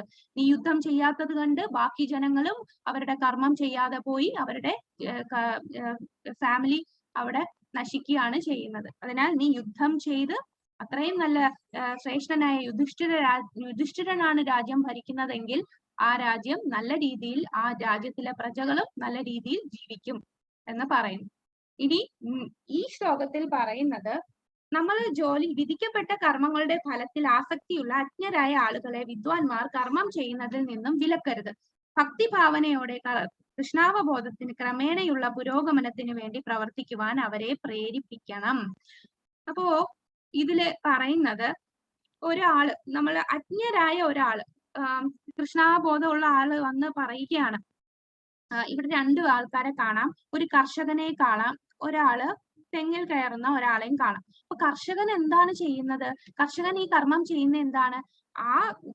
അവിടെ കൃഷി ചെയ്ത് ആ കൃഷിയിൽ നിന്ന് കിട്ടുന്ന ധാന്യങ്ങളെല്ലാം വിറ്റ് അതിൽ നിന്ന് കിട്ടുന്ന ലാഭം, ആ ലാഭത്തിൽ നിന്ന് അദ്ദേഹം വിചാരിക്കും എന്റെ കുടുംബത്തിനെ സേവിക്കാം, എനിക്ക് വീട് നിർമ്മിക്കാം, എനിക്ക് ആ വീട്ടിലെ സുഖ സൗകര്യങ്ങൾ ഒരുക്കാം. അങ്ങനെ ഉദ്ദേശിച്ചാണ് കർമ്മം ചെയ്യുക. അതേപോലെ തന്നെയാണ് ഇദ്ദേഹവും തീരുമാനിക്കുന്നത്. അപ്പോൾ ഒരു പ്രവാചകൻ വന്ന് പറയുകയാണ്, നീ ഈ കർമ്മം ഒന്നും ചെയ്യാൻ പാടില്ല, ഇതെല്ലാം നിന്നെ ബന്ധിപ്പിക്കും. ഇത് നീ ഫലം വരുന്ന കർമ്മങ്ങളാണ് നീ ചെയ്യുന്നത്. അതുകൊണ്ട് നീ കർമ്മം ഒന്നും ചെയ്യണ്ട, എല്ലാം ഇട്ടിട്ട് ഭഗവാനിൽ ഇങ്ങനെ പ്രാർത്ഥിച്ചുകൊണ്ടിരുന്നാ മതി, അങ്ങനെ നമുക്ക് മുക്തി ലഭിക്കും എന്ന് പറയും. എന്നാൽ വേറൊരു പ്രവാചകൻ വന്ന് പറയുകയാണ്, ഓക്കെ, നീ കർമ്മം ചെയ്തോളൂ, നീ അത്രയും കഷ്ടപ്പെട്ടാണ് കർമ്മം ചെയ്യുന്നത്, ഇത്രയും വെയിലത്ത് നീ ഈ ചൂടെല്ലാം ഏറ്റ് ഈ വയലിലെല്ലാം ഇത് ധാന്യങ്ങൾ വെത്തുകയല്ലേ, അതെല്ലാം നല്ലത് തന്നെ, നിന്റെ കുടുംബത്തിനെ എല്ലാം പോറ്റാം. എന്നാൽ ഇതിന്റെ ഒരു അംശം നീ ഭഗവാൻ അർപ്പിച്ചൂടെ? ഇതില് നിനക്ക് കിട്ടുന്ന ആ ലാഭത്തിൽ നിന്ന് കുറച്ച് ഭഗവാൻ അർപ്പിക്കാം, അല്ലെ നിനക്ക് കിട്ടുന്ന ആ ധാന്യത്തിൽ നിന്ന് ഉണ്ടാക്കുന്ന ഫുഡ് ഭഗവാന് ഓഫർ ചെയ്തിട്ട് കഴിക്കാലോ, അങ്ങനെ പറയും. അപ്പൊ ഈ 2 പ്രവാചകന്മാരിൽ ഏതായിരിക്കും പ്രാക്ടിക്കലായിട്ട് നല്ല പ്രവാചകൻ? ആദ്യത്തെ ആണോ രണ്ടാമത്തെ ആണോ? രണ്ടാമത്തെ പ്രവാചകൻ. അതെ, രണ്ടാമത്തെ ആള്. അതാണ് ഭഗവാനും ഇവിടെ പറയുന്നത്. കർമ്മങ്ങളുടെ ഫലത്തിൽ ആസക്തിയുള്ള അജ്ഞരായ ആളുകൾ. അപ്പം കർമ്മഫലം മാത്രം പ്രതീക്ഷിച്ച് ജോലി ചെയ്യുന്നതാണ് ഇവർ 2 പേരും. അപ്പൊ അവർ അജ്ഞരായ ആളുകളാണ്. ആളുകളെ വിദ്വാൻമാർ കർമ്മം ചെയ്യുന്നതിൽ നിന്ന് വിലക്കരുത്. അവർ കർമ്മം ചെയ്യണ്ടെന്നല്ല പറയേണ്ടത്, അവർ കർമ്മം ചെയ്യണം എന്ന് തന്നെയാണ് നമ്മൾ പറയേണ്ടത്. ഭക്തി ഭാവനയോടെ കൃഷ്ണാവബോധത്തിന്റെ ക്രമേണയുള്ള പുരോഗമനത്തിന് വേണ്ടി പ്രവർത്തിക്കുവാൻ അവരെ പ്രേരിപ്പിക്കണം. നീ കർമ്മം ചെയ്തോളൂ, എന്നാൽ അതിൽ കിട്ടുന്ന കുറച്ച് ഭാഗം ഭഗവാനെ അർപ്പിച്ച് നീ കർമ്മം ചെയ്തോളൂ എന്ന് വേണം നമ്മൾ പറയേണ്ടത്. അങ്ങനെ വേണം നമ്മൾ അവർക്ക് പറഞ്ഞു ഉപദേശിച്ചു കൊടുക്കേണ്ടത്. അല്ലാതെ കർമ്മം ചെയ്യരുതെന്ന് പറഞ്ഞല്ല, സന്യാസിയാകൂ എന്നല്ല പറയേണ്ടതെന്നാണ് ഭഗവാൻ ഇവിടെ പറയുന്നത്. പ്രകൃതി ക്രിയമാണാനി ഗുണൈ കർമാണി സർവശഃ അഹങ്കാര വിമൂഢാത്മാ കർത്താഹം ഇതി മന്യതേ. മിഥ്യാഹങ്കാരത്തിന്റെ പ്രഭാവത്താൽ മോഹിതനായ ജീവാത്മാവ് താനാണ് കർമ്മങ്ങൾ ചെയ്യുന്നതെന്ന് ചിന്തിക്കുന്നു. വാസ്തവത്തിൽ പ്രകൃതിയുടെ 3 ഗുണങ്ങളാണ് ഇവർ നിർമ്മിക്കുക. ഇപ്പൊ ഇതിൽ തന്നെ നോക്കാം, ഈ ഇദ്ദേഹത്തിന്റെ അടുത്ത് പറയുകയാണ് ഇങ്ങനെ ചെയ്യൂ, ഭഗവാൻ അർപ്പിക്കൂ എന്ന് പറയുന്നു. അപ്പൊ പറയാ ഭഗവാൻ അർപ്പിക്കാനോ, അതിന് ഏത് കൃഷ്ണൻ അർപ്പിക്കും? ഏത് കൃഷ്ണൻ? ഞാൻ കണ്ടിട്ടൊന്നും ഇല്ലല്ലോ, ഇവിടെ കൃഷ്ണനല്ലല്ലോ, ഞാനല്ലേ കഷ്ടപ്പെട്ട് ഇതെല്ലാം ഉണ്ടാക്കിയത്, പിന്നെന്തിനാണ് ഞാൻ ഭഗവാൻ അർപ്പിക്കേണ്ടത്, കൃഷ്ണൻ അർപ്പിക്കേണ്ടത്? ഇങ്ങനെയാണ് മിക്ക ആൾക്കാരും പറയുക. ഇവിടെ കൃഷ്ണന്റെ റോൾ എന്താണ് എന്നാൽ ഒന്ന് ചിന്തിച്ചു നോക്കൂ. ഇവിടെ എന്താണ്? നിങ്ങൾ തന്നെ പറഞ്ഞോളൂ, നിങ്ങൾക്ക് തന്നെ ഉത്തരം കിട്ടും. എങ്ങനെയാണ്? വേറൊരു എക്സാമ്പിൾ എടുക്കാം. ഒരാള് മാവ് നട്ട് വളർത്തുകയാണ്.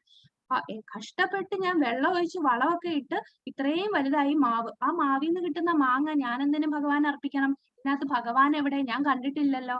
എന്നാൽ ഇവിടെ എവിടെയാണ് ഭഗവാന്റെ ആ ഒരു പ്രസൻസ് നമുക്ക് മനസ്സിലാകുക? നിങ്ങൾ തന്നെ പറഞ്ഞോളൂ.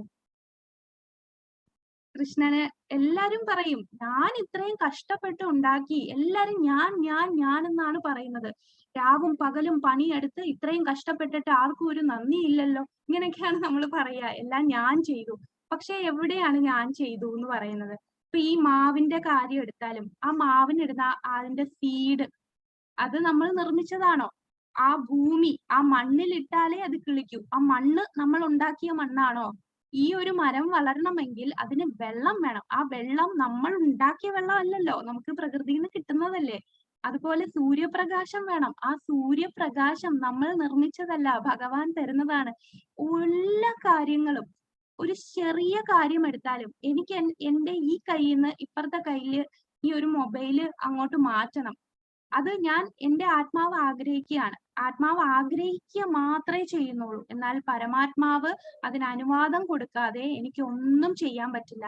എന്റെ ഈ കൈ ഞാൻ ഉണ്ടാക്കിയതല്ല. എന്റെ തലയിലുള്ള ഈ ബ്രെയിൻ, എന്റെ ഈ ബുദ്ധി, ഇതൊന്നും ഞാൻ നിർമ്മിച്ചതല്ല.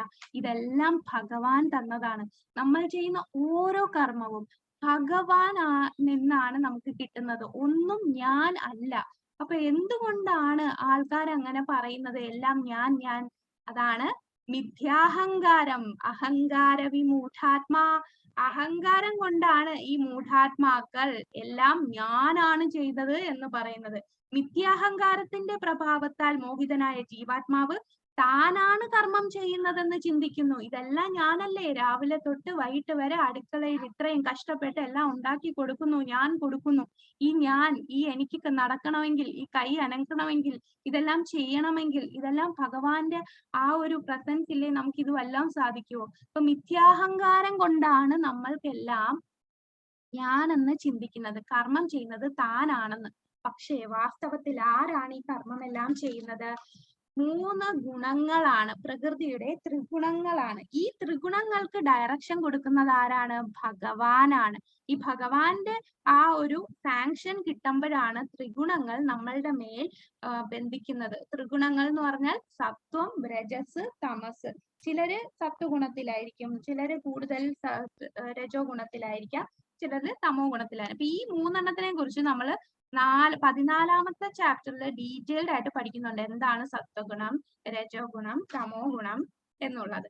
മയി സർവാണി കർമാണി സന്യസാധ്യാത്മചേതസ നിരാശിർനിർമമോ ഭൂത്വാ യുദ്ധ്യസ്വ വിഗതജ്വര. അല്ലയോ അർജുന, നിന്റെ കർമ്മങ്ങളെല്ലാം എനിക്കായി അർപ്പിച്ചുകൊണ്ട് എന്നെ കുറിച്ചുള്ള പൂർണ്ണ ജ്ഞാനത്തോടെ ലാഭേച്ഛയോ ഉടമസ്ഥാവകാശ ബോധമോ അലസ്യതയോ കൂടാതെ യുദ്ധം ചെയ്യൂ എന്ന് തന്നെയാണ് ഭഗവാൻ ഇവിടെ പറയുന്നത്.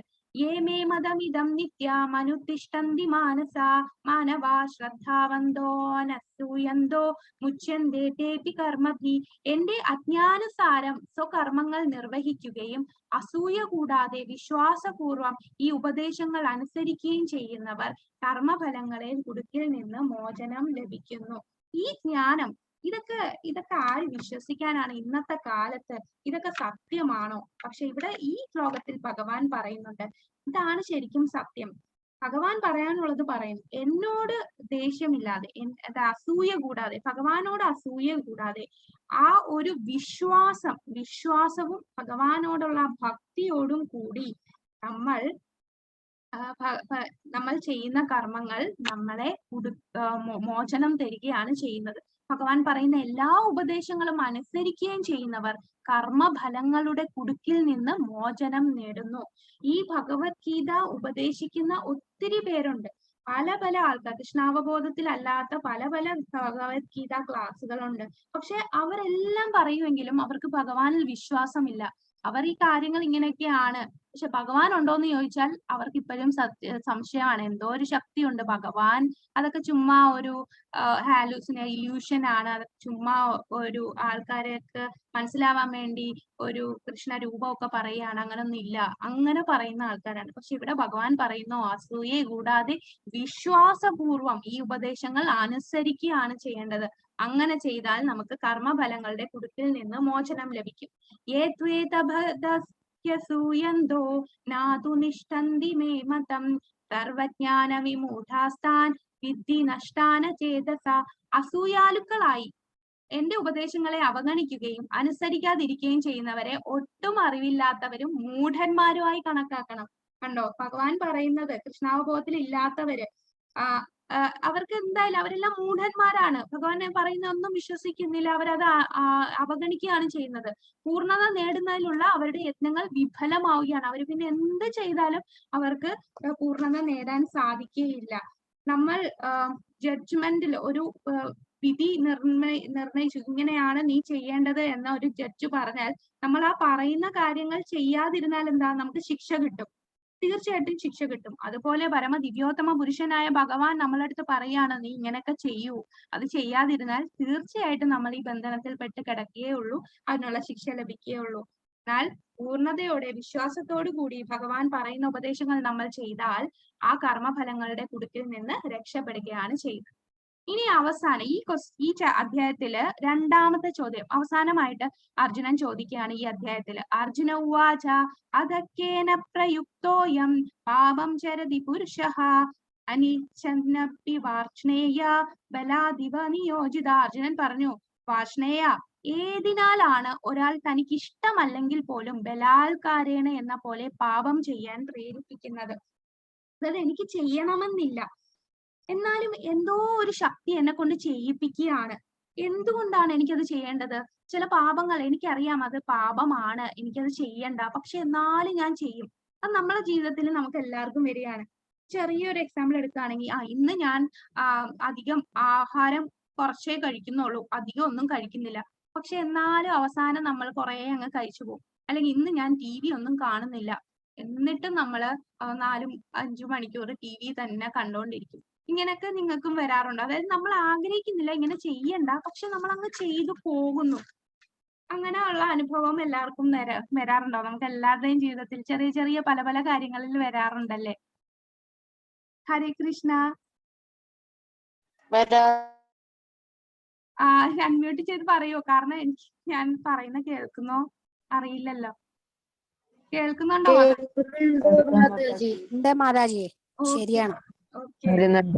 അതെ, നമുക്ക് എല്ലാവർക്കും അങ്ങനെ ജീവിതത്തിൽ വരും. അപ്പൊ അതുപോലെ അർജുനൻ ചോദിക്കുകയാണ്, എന്തുകൊണ്ടാണ് ഇഷ്ടമല്ലെങ്കിൽ പോലും എന്തോ ഒരു ശക്തി എന്നെ ആ പാപം ചെയ്യാൻ പ്രേരിപ്പിക്കുകയാണ്?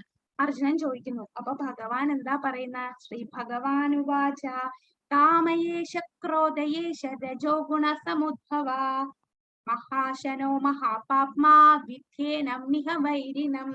ഭഗവാൻ പറഞ്ഞു, അല്ലയോ അർജുന, രജോ ഗുണവുമായുള്ള സമ്പർക്കത്തിൽ നിന്നുണ്ടായതും പിന്നീട് ക്രോധമായി തീരുന്നതുമായ കാമമാണ് ഇങ്ങനെ പ്രേരിപ്പിക്കുന്നത്. അപ്പൊ നമ്മളുടെ കാമം കൊണ്ടാണ് നമുക്ക് ഇത് സംഭവിക്കുന്നത്. എല്ലാം നശിപ്പിക്കുന്ന ഈ മഹാപാപമാണ് ഇഹലോകത്തിന്റെ ശത്രു.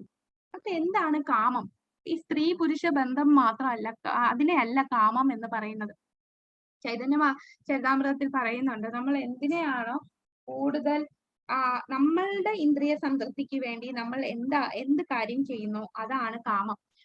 ഒരു എക്സാമ്പിൾ എടുക്കുകയാണെങ്കിൽ, അലമാരി നിറച്ചും സാരി ഇരിക്കുകയാണ്, എന്നിട്ട് എവിടെയെങ്കിലും പോകാൻ ഇറങ്ങുമ്പോൾ നോക്കുമ്പോൾ ഷോ എനിക്ക് ഒരു സാരി ഇല്ലല്ലോ ഇട്ടുകൊണ്ട് പോകാൻ, അതിനെ കാമം എന്ന് പറയും. ആവശ്യത്തിൽ കൂടുതൽ നമുക്ക് ആവശ്യമുണ്ട്, പക്ഷെ ആവശ്യത്തിൽ കൂടുതലുള്ള ആഗ്രഹത്തെയാണ് കാമം എന്ന് പറയുന്നത്. വീട്ടിൽ 2 കാറ് കിടപ്പുണ്ട്, പക്ഷെ എനിക്ക് ഒരു കാറും കൂടെ വേണം എന്ന് ആഗ്രഹിക്കുന്നു, അത് കാമമാണ്. അപ്പൊ നമ്മളുടെ ഈ കാമം കാരണമാണ് നമ്മളെ ഈ പാപത്തിലോട്ട് നമ്മളെ നയിക്കുന്നത്. അത് ഈ മഹാപാപമാണ് ഇഹലോകത്തിന്റെ ശത്രു. ഈ കാമം ധൂമേനമിന്ദ്രിയദേവഹ്നിർ യഥാദർശോ മലേന ച യഥോൽബേനാവൃതോ ഗർഭ സദാ തേനേതമാവൃതം. പുക തീനെ എന്ന പോലെ, പൊടി കണ്ണാടി എന്ന പോലെ, ഗർഭാശയ ഭ്രൂണത്തെ എന്ന പോലെ ജീവാത്മാവിനെ വ്യത്യസ്തമായ അളവുകളിലുള്ള കാമം ആവരണം ചെയ്തിരിക്കുകയാണ്. ഈ കാമം പുകയും തീയും. ഇതിൽ ഈ പുക കാമം ആയിട്ടാണ്. തീ എന്ന് പറയുന്നത് നമ്മളുടെ ബുദ്ധി ഇന്റലിജൻസും, ഇത് കാമം. അതുപോലെ വേറൊരു ഉദാഹരണം, കണ്ണാടിയിൽ പൊടി പടലമായിട്ട് കാമം മൂടിയിരിക്കുന്നു. ഒരു കുഞ്ഞിനെ അതിന്റെ ഗർഭാശയത്തിൽ ആ കുഞ്ഞ് ആ കാമം കൊണ്ട് മൂടിയിരിക്കുകയാണ്. ഇതില് മനുഷ്യരുടെ കാമം ഈ ഒരു തീയിലുള്ള പുകയായിട്ടാണ് ഉപമിച്ചിരിക്കുന്നത്. ഈ പുക പോകാൻ നമ്മൾ എന്ത് ചെയ്യണം? ഈ തീ നന്നായിട്ടൊന്ന് കത്തിയാൽ പുക പോകും. അപ്പോൾ നമ്മളുടെ ബുദ്ധിയിൽ കൃഷ്ണാവബോധം മാത്രം വരുത്തിയാൽ നമ്മളുടെ ഈ കാമത്തിനെ കുറയ്ക്കാൻ സാധിക്കും. കണ്ണാടിയിലെ പൊടിപടലം എന്ന് പറയുന്ന മൃഗങ്ങളെയാണ് ഉപമിച്ചിരിക്കുന്നത്. മൃഗങ്ങൾ, പക്ഷികൾ, അവർക്ക് പാടാണ്. നന്നായിട്ട് തുടച്ചാലേ അത് വൃത്തിയാകും. അപ്പൊ അത് സാധിക്കും, എന്നാലും കുറച്ച് പാടാണ്. എന്നാൽ ഗർഭപാത്രത്തിലെ കുഞ്ഞോ അതിനങ്ങനെ പെട്ടെന്ന് വരാൻ സാധിക്കുമോ?